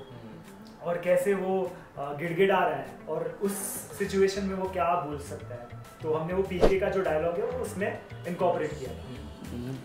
ये एक्चुअली ये जो आपने कॉन्टेक्स्ट दिया था, जो इन्फॉर्मेशन दी थी हम लोग को, सिचुएशन दी थी, तो उससे ना हम लोग को पता था कि सब लॉकडाउन में फंस गए थे। हम तो हमारे घर में हमारे माँ बाप के साथ थे, बहन भाई के साथ थे, लेकिन जो सिचुएशन दिया ना वो सिचुएशन में जाना और हम लोग ने ना वो लोगों की जिंदगी वो 5 मिनट में जिए कि उनको कैसा लगा होगा। ये हम लोग ने सुना था कि बेचारे फंस गए, बेचारे कोई जा नहीं सकते, कोई कमा नहीं सकते, खा नहीं सकते, लेकिन उनकी शूज में पैर गए हमारे। जब ये हम लोग मोनोलॉग कर रहे थे उनकी जगह पे हम लोग फिजिकली मतलब वो ऑरा में चले गए, वो एक उनकी जिंदगी में चले गए ऐसे, क्योंकि हम लोग ने कॉस्ट्यूम भी वैसे ही पहना था। आपने जो सिचुएशन बनाई थी पूरी सिचुएशन हमारे सामने बन गई और हम लोग वो कैरेक्टर में आ गए। तो इसके लिए जब आप हम लोग को सिचुएशन बता रहे थे ना, तब भी हम लोग के आंखों में आंसू आ रहे थे, तब भी हम लोग वो 5 मिनट में जी लिया। हम लोग को पता चला कि यार उन लोग के साथ ऐसा हुआ होगा, कैसा हुआ होगा वो तभी हम लोग को पता चला, क्योंकि तुम लोग वो जी रहे थे ना, as you are saying those lines. Yes. और I will like to tell the viewers, तो एक एलियन है जो अपने घर जाना चाहता है, ये उतना रिलेटेबल नहीं है on an emotional level for an actor to pull off. हालांकि Aamir Khan did a brilliant job and Raju Hirani sir did a brilliant job of the screen play, Abhijat and everyone, तो उसकी वजह से वो इम्पैक्ट वहाँ पे भी आया। मगर वो इम्पैक्ट इसीलिए भी आ रहा है ना क्योंकि आप पूरी कहानी देख रहे हो, तो उसका आना, उसका यहाँ पे तड़पना, वो सब देखने के बाद आपको वो मोनोलॉग दिख रहा है। हमारा ये चैलेंज है कि हमारे पास सिर्फ वो मोनोलॉग है और उस मोनोलॉग में can we have an emotional impact on the audience, क्योंकि उस 4 मिनट 3 मिनट 2.5 मिनट में हमें ऑडियंस को ये भी दिखाना है कि हमें परफॉर्मेंस आती भी है, बट उससे ज़्यादा हमें वो उनको दिखा देना है कि उस परफॉर्मेंस से आप थोड़े हिल रहे हो, आप हंस रहे हो या थोड़ा रो रहे हो, आप भावुक हो रहे हो, क्योंकि हम वैसा कर पा रहे हैं और ऑडियंस के पास ना आगा है ना पीछा है। ये सबसे बड़ा चैलेंज होता है किसी भी मोनोलॉग का या ऑडिशन का, जहाँ पे तुम्हारे पास वही 3 मिनट है, उसका आगा पीछा ना पता हुए कैसे इम्पैक्टफुल आओगे, मगर वही करना होता है एक्टर्स को। सो मेरे लिए भी बहुत बड़ा चैलेंज था कि मैं सोचता रहा पहली बात तो कि ये जो डायलॉग है इसको इंडियनाइज, इसको लोकलाइज कैसे करें ताकि वो ह्यूमनाइज हो सके। More than alien it has to be human, more than human it has to be Indian, more than Indian it has to be local, and with local it has to be very current, जिसका emotion कहाँ से आएगा। तो बीच बीच में उस monologue में दोनों ने ना थोड़ा बहुत इम्प्रोवाइज किया है जो पीके में नहीं है, जो अपनी बहन के बारे में अजिंक्य बोल रहा था, जो उस मोनोलॉग में ही है, क्योंकि उसको बीच में मैंने इसको बोला था कि ऐसा समझ के वो तू लॉकडाउन के टाइम पे तू उधर अटका हुआ है और तुम लोगों को ना गांव से ये खबर आ गई है कि अब बहन नहीं रही, तो तुम बचा भी नहीं सक रहे हो, अब क्या करोगे क्या नहीं करो। और ये बहुत लोगों के साथ हुआ है, किसी ने अपना बाप खोया है, भाई खोया है, बहन खोई है, तो वो बहुत चैलेंजिंग था तभी। हालांकि अजिंक्य जब कर रहा था तब हम हंस रहे थे क्योंकि हम लोगों को एक्सपेक्टेड नहीं था वो, बट हम लोग अपना हंसी बंद कर रहे हैं। मेरे बहन की शादी होने वाली थी हाँ ऐसा कुछ किया था, मेरे बहन की शादी होने वाली थी, वो भी गुजर गई। हाँ ऐसा कुछ ये अलग एक्चुअली 2 सिचुएशन थे, तो मैंने दोनों सिचुएशन एक साथ आगे कंबाइन कर दिया। काफी इमोशनल हो गया था और मुझे समझ में नहीं आ रहा था मैं क्या बोल रहा हूँ। हमारी आंखों में आंसू आ रहा था, लाफिंग जब बोला था, क्योंकि हम लोग तब तक तो रो रहे थे, फिर इससे बोल दिया। हालांकि वो हमारी हंसी आई नहीं है, तो आप लोगों को वो एंजॉय करने मिलेगा। actually I feel कि इसका भी अगर BTS आता तो और मजा आता। हाँ उसका उधर और एक कैमरा हो जाना चाहिए था हमारे। We don't have manpower। नहीं हमारे पास है ही नहीं। We don't have manpower। लेकिन काफी इमोशनल मोनोलॉग मेरे लिए यही था पीके वाला, जिसमें मेरे आंखों में सबसे इमोशनल शायद यही था ना अपना तीनों चारों में से। And also जब आपका जो आपने जैसे हमको समझाया कि ऐसा ऐसा बोलना है तुमको, ऐसा ऐसा सिचुएशन हुआ है, तो वो ज्यादा हेल्प कर रहा था हमको। So even before we did it twice और थ्राइस, हम लोग दोनों ने 2-3 बार किया, दोनों ने 2-3 बार किया। पर हर बार मुझे भी ऐसा फील हो रहा है कि उसके पहले आप हमको समझाओ to get into that zone। हाँ मुझे याद है तू बोलता था सर थोड़ा ब्रीफ दो ना 15 सेकंड 20 सेकंड लिए कुछ तो बोलो फिर चालू कर दे। वो अचानक से ऐसे स्विच करना कि वैसे सोचना, वो सारी चीजें सोचना, it was very difficult for us as a actor. तो आप हर बार परफॉर्मेंस के पहले सब बता रहे थे कि ऐसा हुआ है, ऐसा हुआ है। आल्सो यूज्ड टू से इट इन दिस टोन, या काम वेरी एकदम ऐसे टोन में बोलते थे तो हम ऑटोमेटिकली उस जोन में चले जाते थे कि ऐसा ऐसा हुआ है तेरे साथ, अभी तो तेरे पास कुछ नहीं है, जाने के लिए भी कुछ पैसे नहीं बचे हैं, कुछ नहीं बचा है। तो वो धीरे-धीरे में हम वो बबल में घुस जाते थे। तो that really helped. Correct. And this was as Ajinkya said, it was very challenging and बहुत ही इमोशनली बहुत हम लोग ऐसे हो गए थे काफी। परफॉर्म करना काफी डिफिकल्ट है। हाँ ये याद है कि हम लोग ने ना रीटेक लेते टाइम भी एक ही एक्टर ने बार-बार रीटेक नहीं किया है। हाँ। एक बार तूने किया, फिर एक बार स्वप्निल ने किया, फिर वापस तूने किया, क्योंकि बाकी के मोनोलॉग क्या है सर वापस एक बार रोल करते हैं, फटाक से आ जा रही है, एनर्जी आ रही है। हाँ। इसमें ड्रेन हो रहे थे आप लोग, तो क्योंकि वो ड्रेन होने के बाद ना तुरंत टॉप से शुरू करना, उससे बेहतर है कि एक ब्रीदर ले लो, तुम थोड़ा सा कैमरा पे जाओ दूसरे बंदे को, और एक दूसरे को देख देख के I saw you all also growing as actors, because आप लोग एक दूसरे, हाँ क्योंकि आप लोग एक दूसरे को देख रहे हो कि ये किस तरह से बोल रहा है लाइन को, वो कहाँ पे पॉज ले रहा है, कहाँ पे कैसी बातें हो रही हैं। तो that is also great journey, because तुम again I am saying like a sportsman, तुम बार बार वो चीज़ करते रहो ना तो तुम्हें भी पता नहीं चलता है कि कब वो टर्निंग पॉइंट वाला परफॉर्मेंस आ जाए या कब वो ग्रोथ आ जाए अपने अंदर ही, जो तुम आगे चलकर कहीं भी यूज कर सकोगे।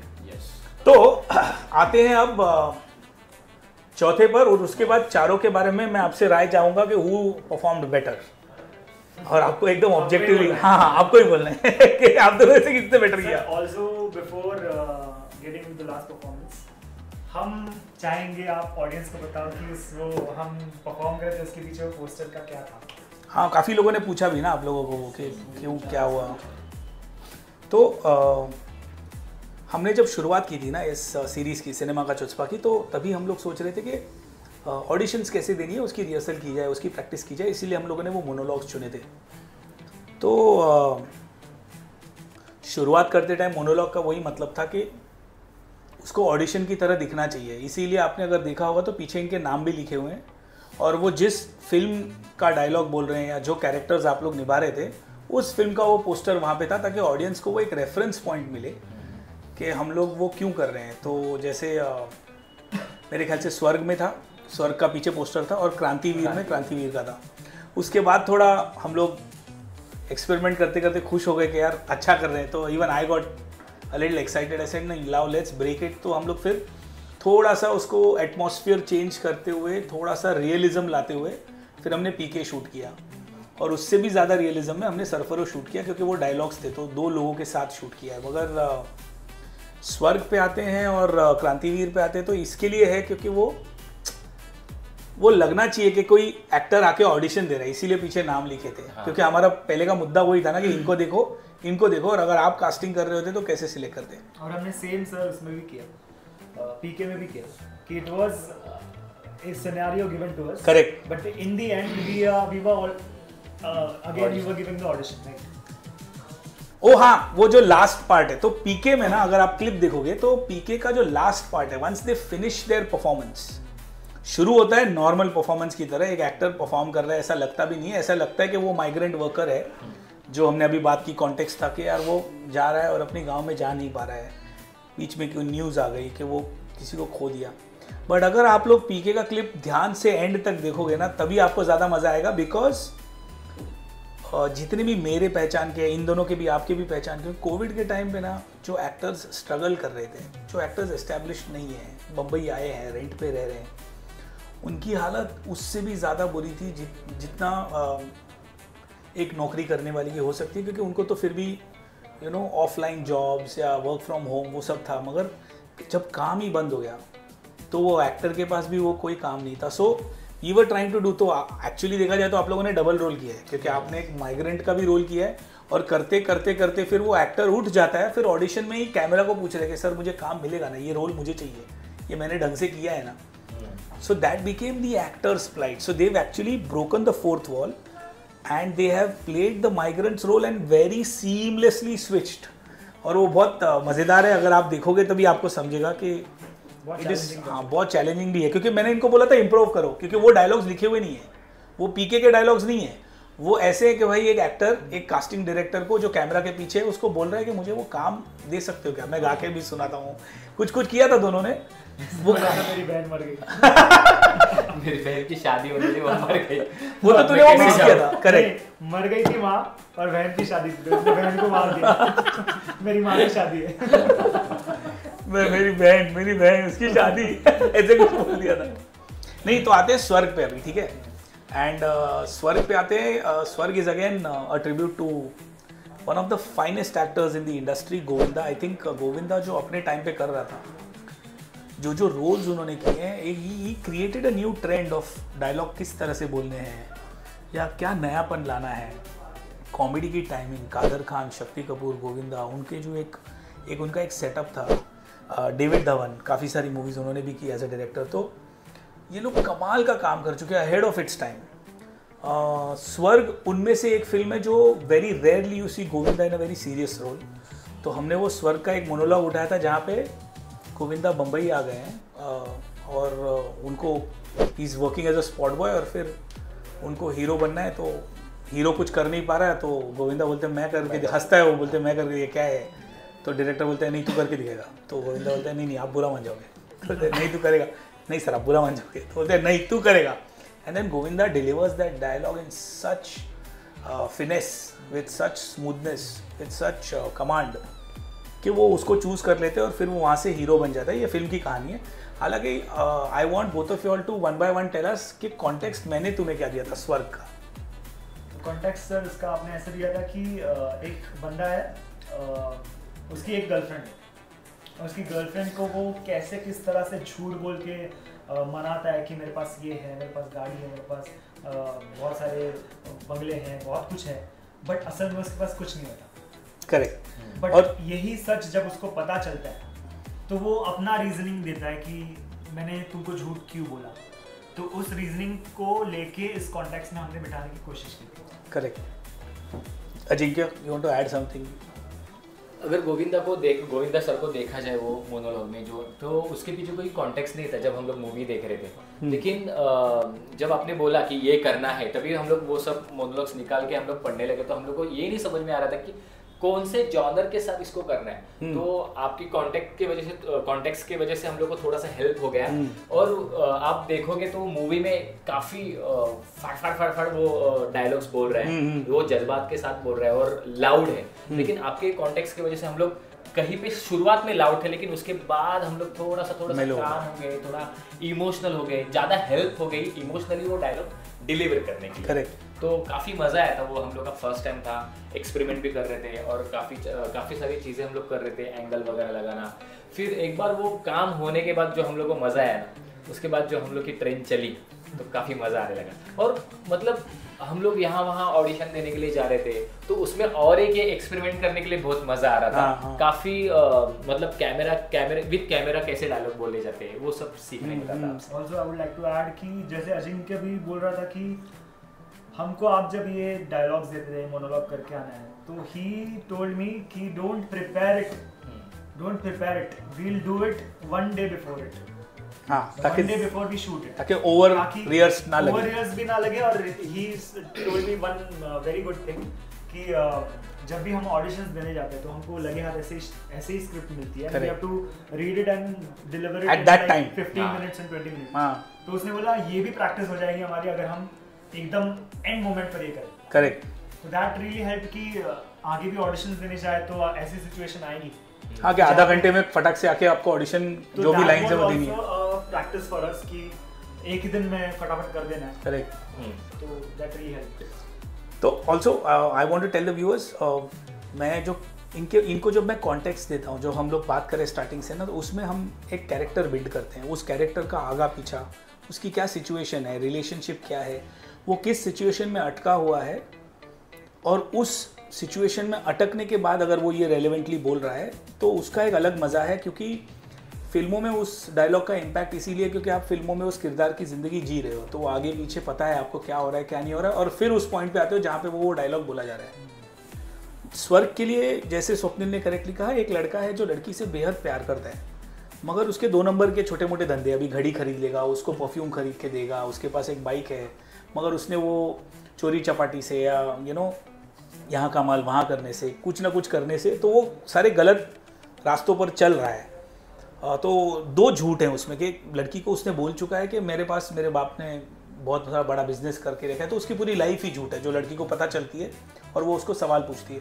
दूसरी चीज़ है जो उसने कमाया है, जो दिख भी रहा है, जो उसके पास है, वो भी सारा 2 नंबर के धंधे से आया हुआ है। तो now he has to justify, मगर प्यार वो लड़की से सच में करता है। तो जैसे अजिंक्य ने फिर कहा कि शुरू लाउड भी होगा तो भी वो लड़की को समझाने की कोशिश कर रहा है कि तू मेरी बात समझ, my love for you is not fake, my love for you is not a lie, मैं ज़िंदगी में क्यों ये कर रहा हूँ ये तू अगर समझेगी तो शायद तू नहीं जाएगी। तो that becomes a very very delicate moment between in a love story और इन अ रोमांटिक कैरेक्टर कि he is trying to tell his girl कि don't leave, I know I am wrong but I tell you why I am wrong. जो जैसे अजिंक्य ने कहा स्वर्ग में है ही नहीं, वो कॉन्टेक्स्ट ही नहीं, वो तो एक ऐसे ही है कि भाई स्पॉट बॉय देख रहे हैं।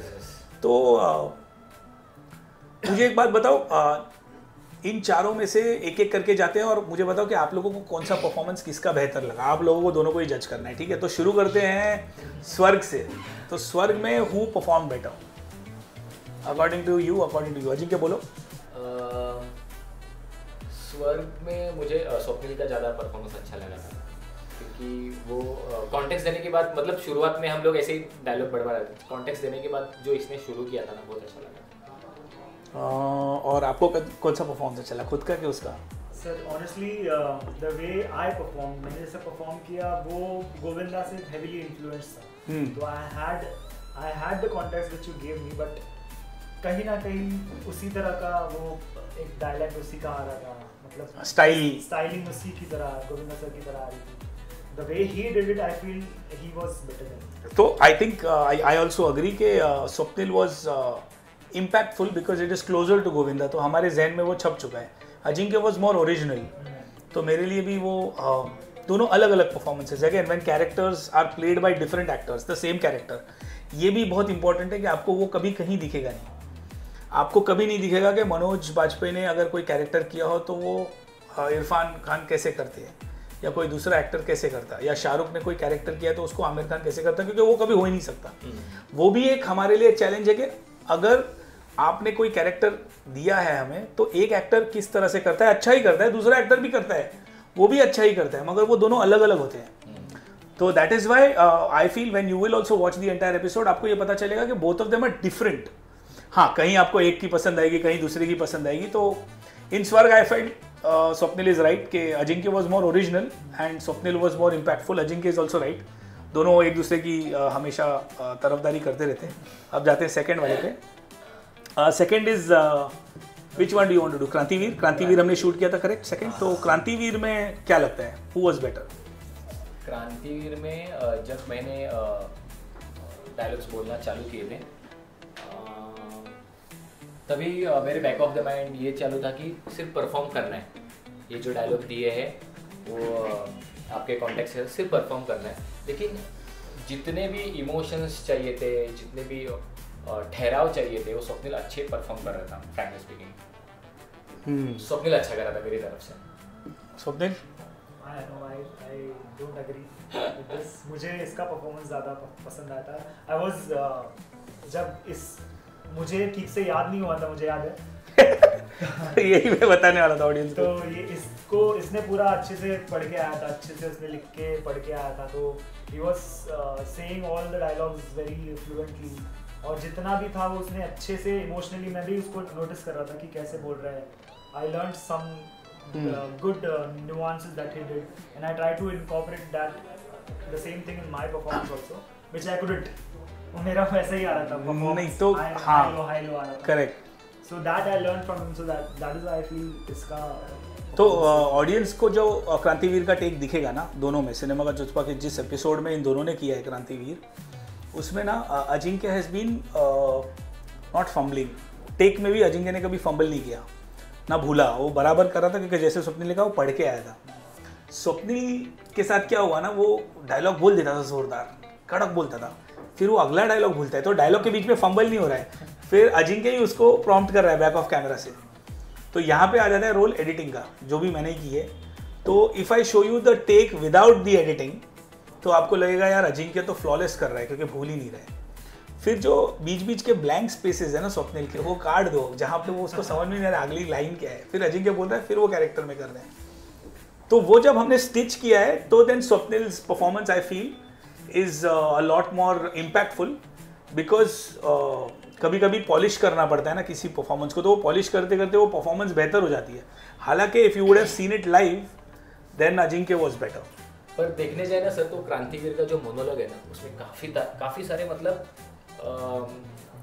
ये क्यों भूल रहा था मैं आपको बताता हूँ। उसमें ना पहले पैराग्राफ में कुछ अलग ही टॉपिक के बारे में बता रहे, सेकंड में कुछ अलग टॉपिक है, वो पड़ोसी जो पिस्सू जैसा पड़ोसी मुल्क हमारा, वो एक अलग जॉनर है, मतलब अलग देश का। फिर वापस आता है अपने भारतीय लोगों के, भारतीय लोगों के, फिर किसी एक रिपोर्टर के बारे में। ऐसे अलग अलग चंग रहने की वजह से ना वो मोनोलॉग बहुत हेवी था, बहुत डिफिकल्ट था, और उसका ना सीक्वेंस समझ में आना और उसको समझ के हमारे दिमाग में डालना, दिमाग में प्रोसेस करके फिर उसको डायलॉग से लोगों तक पहुंचाना बहुत डिफिकल्ट था। नाना पाटेकर कमाल। नाना सर तो उनके परफॉर्मेंस तो हम लोग छू ही नहीं सकते, लेकिन वो करना इतना डिफिकल्ट है, वो प्रेजेंट करना, वो बोलना, और वो देखते टाइम समझ में नहीं आता, फिल्म देखते तो हम इंप्रेस हो जाते हैं। यस, तो जब लिख के रखते हैं। हाँ, तो स्वप्निल जहाँ पे भूल रहा था ना, वहाँ पे उसकी गलती नहीं है ऐसे बोल सकते, क्योंकि मैंने जब किया था ना वो मैंने जब पूरा पढ़ा था, तो हम लोग नॉर्मल स्क्रिप्ट पढ़ते उसके बाद समझते, तो उसको ना मैंने एक शॉर्ट डिवीजन किया था कि पहले मैंने विजन बनाया था, विजुअली मैं कर रहा था कि पहले मैं लोगों के साथ बोल रहा हूँ, फिर यहाँ पे एक मुल्क है, फिर वहाँ पे कलम वाली बाई है, फिर सामने कोई और है, फिर यहाँ पे कोई मतलब वो कीड़े लोग कीड़े बन गए, ऐसे मैंने शॉर्ट डिवीजन किया था, शायद मैं उसकी वजह से तू कनेक्ट कर रहा था। और ये इतने जोश में बोल रहे हैं हाँ, तो खत्म होने का इसको याद नहीं, तो अब जाना था। हाँ, तो इसका ऐसे हुआ था कि यार इमोशंस पे ध्यान दूं या टॉपिक पे ध्यान दूं या लोगों को बताऊं या डायलॉग बोलूं या खुद पे ध्यान दूं, कैमरा को देखूं, क्या करूं, क्योंकि वो एक टॉपिक नहीं था। करेक्ट। उसमें मतलब स्वर्ग की तरह एक टॉपिक नहीं था या फिर पीके की तरह एक टॉपिक नहीं था, उसमें 4 अलग अलग टॉपिक थे जो लोगों को बताने हैं। करेक्ट। और लोगों को ही सुनाना है, इसकी वजह से वो चैलेंजिंग था, ऐसे हुआ शायद। तो शायद ये भी हो सकता है कि बिकॉज तुम बहकावे में आ जाते हो ना एज अ परफॉर्मर, तो शायद उसकी वजह से स्वप्निल पहुंच जाता था उस रास्ते के एंड में। उस गली के बाद वाली जो गली वो कौन सी है वो याद नहीं है उसको, क्योंकि अलग ही गली है, फिर वो जैसे तूने बोला ना सब्जेक्ट ही अलग हो जाता है। सब्जेक्ट अलग हो जाता है, करेक्ट है, but that's also a learning no, because आगे चल के ऐसे कुछ ना कुछ डायलॉग स्क्रिप्ट कैरेक्टर्स आएंगे, हो सकता है, और तभी फिर ये सब चीजें याद आएंगी। यस, इसके लिए ये पूरा कॉन्सेप्ट जो आपने खड़ा किया हमारे सामने, वो बहुत हेल्पफुल है, अभी भी हेल्पफुल है और आगे फ्यूचर में भी हम लोग को काम आएगा। ऑल्सो मैंने जब ये परफॉर्म किया था, हमने जब ये शूट किया था, उसके बाद ये पूरा जो मोनोलॉग था हमको पूरी तरह से अच्छे से याद हो गया, अभी भी बोलने अभी भी अच्छे से आ जाएगा। तो उसके बाद भी मैंने 2-3 जगह पे परफॉर्म किया, दैट वाज रियली गुड। मतलब वहाँ पे कैसे थी लोगों की रिएक्शन? काफी अच्छा था। उन्होंने ये चीज भी मुझे बोली कि एक बात बहुत अच्छी लगी तेरे में कि तूने नाना जी को फॉलो नहीं किया और उनको मिमिक नहीं किया, तो ये एक कॉम्प्लीमेंट मुझे मिला। और बोलना सर तैयारी वैसी की थी हमने। हाँ, तो वो एक अच्छी बात हो गई कि इसके आगे क्या है, ये इसका करने का मुद्दा क्या था कि हमने उस चीज को पार कर लिया कि हम ये परफॉर्म कर सकते हैं अभी। हाँ, और मिमिक्री बिना किए, एमुलेट किए बिना किए, मतलब सब कुछ नया ही था। स्क्रिप्ट भी हमारे लिए नई थी, वो जॉनर भी हम लोग के लिए नया था, कॉन्टेक्स्ट नया था, पूरा माहौल नया है, डायरेक्टर नया है, राइटर नया है, मतलब एंड तो ये दोनों हो गए हमारे नॉर्मल शूट। ओके, फिर उसके बाद हम लोग आए पीके पे। तो जैसे हमने कहा कि वो ऑडिशन वाला पोस्टर पीछे नाम वो हम लोगों ने निकाल दिया, और पीके में ना हम लोग थोड़ा सा घुस गए कैरेक्टर में, मतलब बनियान पहन के कर रहे, दोनों बेसुरा गा रहे हैं, जैसे हमने पहले भी बात की। तो पीके में विच परफॉर्मर वाज बेटर? चलो पीके में तो मतलब पीके ये टॉपिक जो आपने कॉन्टेक्स्ट दिया था वो कॉन्टेक्स्ट सुन के ही मुझे रोना आया था। तो मतलब उसके लिए कुछ अलग मुझे स्ट्रगल नहीं करना पड़ा इमोशंस के लिए। कॉन्टेक्स्ट आपने दिया था, हम लोग ने दिमाग बैक ऑफ द माइंड चालू था, और जब हम हमको कॉन्टेक्स्ट ही ऐसे सुना रहे थे कि हम लोग के आँख में पानी आ गया, और वो मुद्दा पकड़ के हम लोग पूरे डायलॉग बोल रहे, तो कहीं पे ऐसे जोर नहीं लगाना पड़ा इमोशंस पे। वो फ्लो में हम लोग जा रहे थे, डायलॉग बोलते जा रहे थे, रो रहे थे, हम लोग की आवाज थोड़ी हेवी हो गई थी, तो वो इजी हो गया था कॉन्टेक्स्ट की वजह से। But who did it better than वो इजी में? एक्चुअली मैं इतना इमोशंस में घुस गया था, इतने अच्छे से परफॉर्म कर रहा था, मुझे लग रहा था, मुझे मालूम था कि लाइट आने के बाद मुझे बोलना है। उसके पहले जो मैंने गाना जो तरह से मैंने प्रेजेंट किया था ना, तो मुझे अच्छा लगा था। चलो फर्स्ट टाइम खुद बोल रहे हैं। Swapnil, who was better? I think मुझे भी वही सेम जो इसने बोला, मुझे भी वही सारी चीजें फील हुई। मैंने भी उसमें पूरा घुस के परफॉर्म किया। आई वाज वेरी इमोशनल, काफी ओवरवेलमिंग था मेरे लिए, तो I would also choose my self. तो दोनों को अपना परफॉर्म अपनी जगह पे हम लोग। तो एक और एडिशन में बता दूं कि PK was very draining as an actor for both of them, और इसीलिए ना हमने मुझे याद है ऑल्टरनेटली टेक्स लिए थे, एक के बाद एक तुरंत सर, और एक बार रोकी प्रोलिंग में और एक बार करता हूँ, ऐसा दोनों का नहीं हुआ, क्योंकि उसमें इतना घुस के फिर वो जब तक वो खत्म हो रहा था ना, उसके बाद एनर्जी बच नहीं रही थी, तो फिर वी वर स्विचिंग साइड्स। तो एक बार अजिंक्य ने किया, फिर स्वप्निल ने किया, फिर अजिंक्य ने किया, फिर स्वप्निल ने किया, और वो ऐसी चीज़ हम लोग ज़्यादा टेक ले भी नहीं सकते हैं, क्योंकि 2-3 टेक में एक्टर भी ड्रेन हो जाता है continuously. It was very overtake. हाँ, तो वो मगर I also like both of them. Again, different portrayal, different way of saying the lines. मुझे सिर्फ इतना लगा कि कास्टिंग के मामले में अजिंक्य ज़्यादा वो माइग्रेंट वर्कर वाले कैरेक्टर में घुस सकता है। उसकी जो कद काठी है, जो उसका बॉडी लैंग्वेज है, जो उसका लुक है, वो उसमें ज़्यादा फिट होता है। That is why also appearance also matters, तो अपीयरेंस का एडवांटेज अजिंक्य को ज़्यादा था। और अब आते हैं हम लोग सरफरोश पे। एंड सर, सरफरोश के लिए आप हमें बताइए कि आपको हम दोनों के साथ परफॉर्म करते हुए आपकी परफॉर्मेंस कौन सी बेटर लगी? ऑनेस्टली मैंने लास्ट टाइम भी बताया था, अभी इसके पहले भी, कि मैं सच में नहीं, मेरे को याद नहीं है, मेरे को सच में याद नहीं रहता ये। If you are a character and if you genuinely play that character, you do not have your own memory. मेरे लिए वैसा ही है कि मुझे उस दौरान ना कुछ भी याद नहीं रहता जो हर्षल के साथ हो रहा हो या हर्षल ने किया हो, तो हर्षल का मेमोरी ही नहीं होता भी। जैसे अपने शो में भी होता है, शो के एंड में मुझे कौन आके मिल रहा है मुझे नहीं पता होता। लोग बोलते अरे क्या शो था, मैं आके मिला तो तेरे को याद है ना? मैं प्रिटेंड करता हूँ हाँ, क्योंकि मुझे याद नहीं है। फिर फोटो वोटो में पता चलता है अच्छा ये लोग आके स्टेज पे मिले। Otherwise I don't remember, because you are so much in that zone of that character and how he is living. तुरंत वो स्विच ऑफ नहीं हो सकता, तो मुझे याद नहीं है। हालांकि मैंने एडिट देखी है, तो एडिट में मुझे स्वप्निल के साथ करते टाइम थोड़ा डर लग रहा था। ये याद आ गया तभी कि वो ऐसे लग रहा है ऑफिसर है जो वैसी है, वो थप्पड़ मारेगा, ऐसे लग रहा है कि भाई ऐसे आंख पे आ रहा है। और वो कैरेक्टर में भी गया था वैसे। और वो कॉन्टेक्स्ट अपना वो था ना कि एक मुजरिम को तुम इंटरोगेशन रूम में लाए हो। गुलफाम हसन वाला कैरेक्टर का कॉन्टेक्स्ट नहीं है, तो एक मुजरिम को तुम इंटरोगेशन रूम में लाए हो, और एक पुलिस इंस्पेक्टर जो उसका दोस्त हुआ करता था, वो उसको अभी टेररिस्ट अटैक में पकड़ा गया है, और वो उसको सामने बिठा के उसको सवाल कर रहे हैं। अब इसमें इंटरोगेशन है तो ओनली 1-on-1 है, पब्लिक भी नहीं है। तो मेरे लिए वैसा है कि यार ये जो इंस्पेक्टर है ये खुद बिट्रे फील कर रहा है, इसको लग रहा है इसको धोखा दिया है अपने ही दोस्त ने। दूसरी चीज़ है वो इंस्पेक्टर है, तो देश के लिए उसने किसी मुजरिम को पकड़ा है, तो उस मुजरिम के साथ भी बात करनी है और अपने दोस्त के साथ भी बात करनी है, और दोस्त को बताना है तो कितना बड़ा मुजरिम है। और जब वो जस्टिफाई कर रहा है गुलफाम हसन के ऐसा है वैसा है, तब वो उसको लॉजिकली बता रहा है। सो जब मैं स्वप्निल के साथ कर रहा था तो मुझे याद है मैं रोया भी हूँ, तो बिकॉज ही इज़ रियलाइजिंग कि यार शायद मेरे से गलती हो गई। ही इज़ रियलाइजिंग कि हो सकता है कि मैं जो अभी बता रहा हूँ रीजंस, वो रीजंस सही नहीं है। मैं बहकावे में शायद 4 लोगों के आ गया, मैंने किसी का सुन के बम प्लांट कर दिया, जो भी किया हो टेररिज्म, क्राइम। तो वो मेरे लिए मेरा परफॉर्मेंस स्वप्निल के साथ ज़्यादा इम्पैक्टफुल था, ऐसा मुझे लगता है। बट तुम दोनों का बताओ, तुझे क्या लगता है? What do you think? मुझे तो ओवरऑल देखने जाए कास्टिंग वाइज, कैरेक्टर वाइज, जो उसका एंट्री था, जो डायलॉग डिलीवरी था, वो स्वप्निल इज द बेस्ट। वो लगता है ऐसे इंस्पेक्टर टाइप्स। हाँ। हाँ, है ना, क्योंकि कभी कभी वो आपका वो कास्टिंग का ही बात है, पर्सनैलिटी भी, हाँ वो कास्टिंग का पार्ट है। यस, क्योंकि वो मतलब जैसे माइग्रेंट वर्कर की बात हुई वैसे ही है कि एक इंस्पेक्टर है या एसीपी है या कुछ। तो ये मोनोलॉग शूट करने के पहले मेरे बैकअप, मतलब मुझे ऐसे पता चला था कि आपने बताया था कि मैं गुलफाम हसन करने वाला, तो मैं वही हाँ, पहले अजिंक्य गुलफाम हसन करने वाला था और स्वप्निल एसीपी राठौर करने वाला था। फिर हमने सोचा दोनों को एक ही रोल देते ताकि कंपैरिजन आसान हो, इसीलिए फिर मैं गुलफाम हसन करने के लिए आया। तो इसके लिए तेरे प्रिपरेशन भी ज्यादा थी। Correct correct. तो so yeah I agree, Swapnil was more impactful in. लेकिन हमें पता चलता है कि हम सिर्फ मुझे ये नहीं करना है, मुझे सिर्फ यही करना है।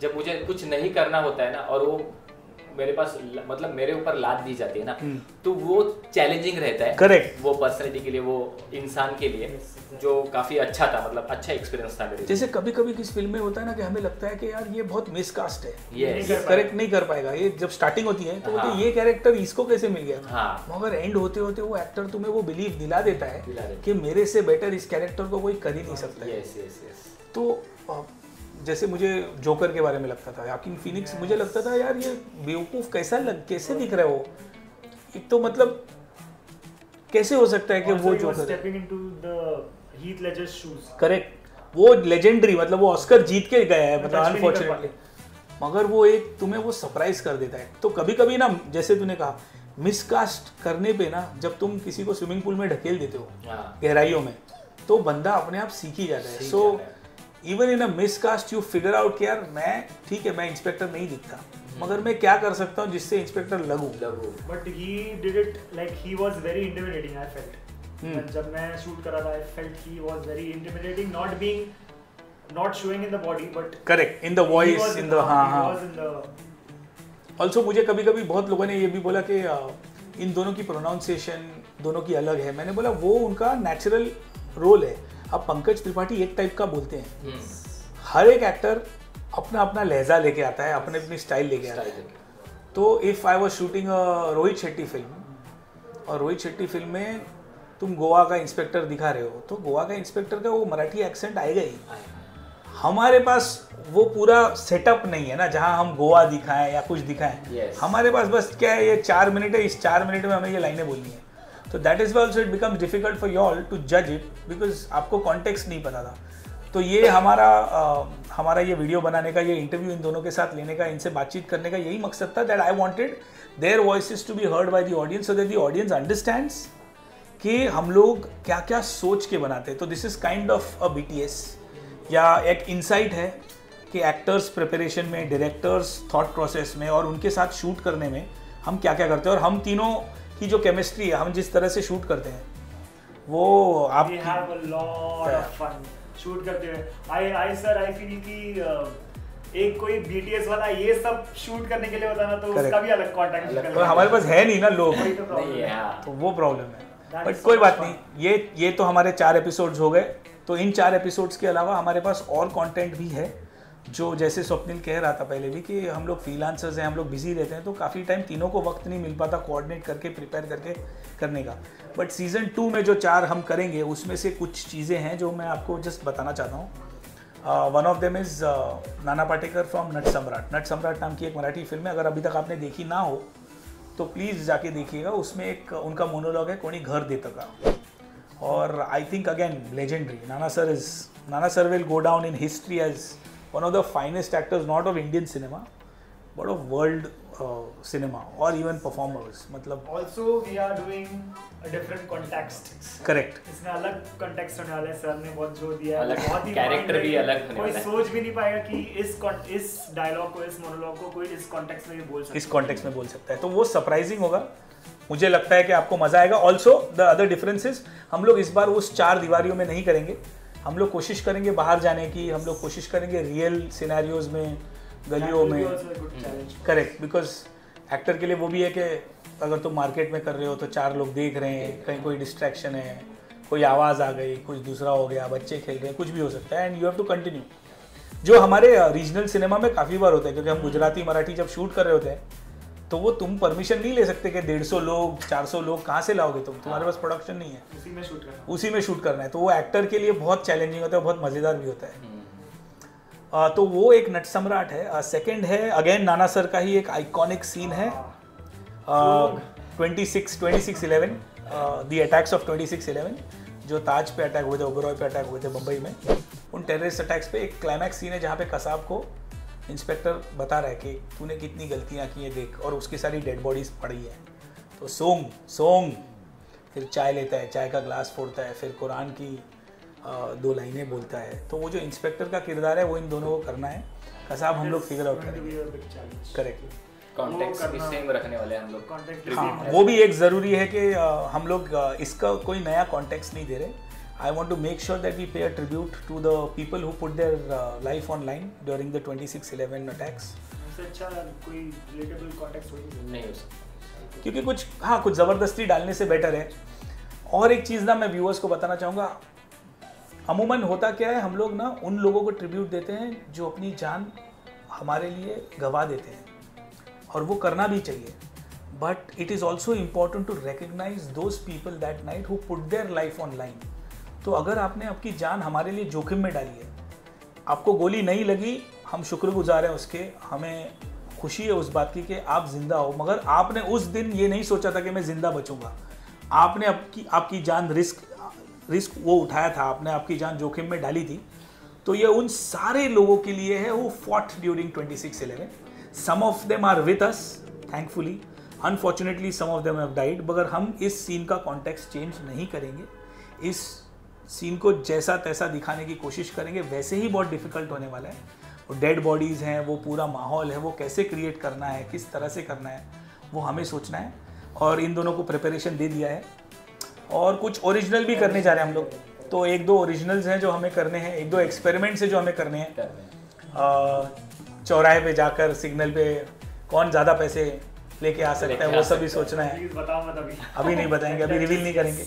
और काफ़ी डुएट्स भी करेंगे, ट्राई भी करेंगे आगे जाके। करेक्ट। तो काफ़ी सारी ओरिजिनल चीज़ें अभी धीरे धीरे हम डालना शुरू करेंगे, ताकि आप लोगों को ओरिजिनल कंटेंट देखने में भी ज़्यादा मज़ा आए। Because we don't want to keep repeating only filmi content और ओनली आइकॉनिक फिल्म डायलॉग्स। वो हम इसलिए कर रहे थे ताकि व्यूअर्स को एक अटैचमेंट हो जाए हमारे एक्टर्स से, उनको पता चले कि एक्टर्स क्या कर रहे हैं। अगर हम स्टार्टिंग से ही ओरिजिनल करते तो शायद आप पे उतना इम्पैक्ट नहीं होता, क्योंकि आपके पास कोई रेफरेंस नहीं होता जज करने के लिए। तो ये नट सम्राट जैसी चीज़ें या 26/11 जैसी चीज़ों से आपको और मज़ा आएगा, जैसे हमने कहा। और उसके बाद कुछ ओरिजिनल सीन्स भी करेंगे, जिससे शायद आपको ये पता चले कि मैं लिखता कैसा हूँ। हाँ, क्योंकि वही एक चीज़ है जो अभी तक बची है। डायरेक्ट तो मैं कर ही रहा हूँ, ये लोग दोनों एक्ट भी कर रहे हैं, हम लोग हमारे हिसाब से जितना हो सकता है वो कर रहे हैं। So till then you keep watching cinema का चुचपा, और कमेंट्स दीजिए। इस इंटरव्यू के साथ साथ हम लोग पूरा का पूरा मास्टर एपिसोड रिलीज़ करेंगे, ताकि आपको हर एपिसोड के बीच में जंप नहीं करना पड़े। जैसे हमने जिस ऑर्डर में बात की है उसी ऑर्डर में वो मास्टर एपिसोड भी होगा। तो सबसे पहले आप सरफरोश देखोगे, उसके बाद आप पीके देखोगे, उसके बाद आप क्रांतिवीर देखोगे, उसके बाद आप स्वर्ग देखोगे। तो without further adieu I will let you go and enjoy this interview. If you enjoyed it, comment, tell us what more you would like to see. ये बहुत इंपॉर्टेंट है, सारे ऑडियंस को बता दूँ। आपको अगर कुछ देखना है तो प्लीज़ कमेंट कीजिए, हम लोग वो ट्राई करेंगे करने का। And until then, see you on the other side in the second season of Cinema का चुचपा over and out. Thank you, Ajinkya, thank you so much.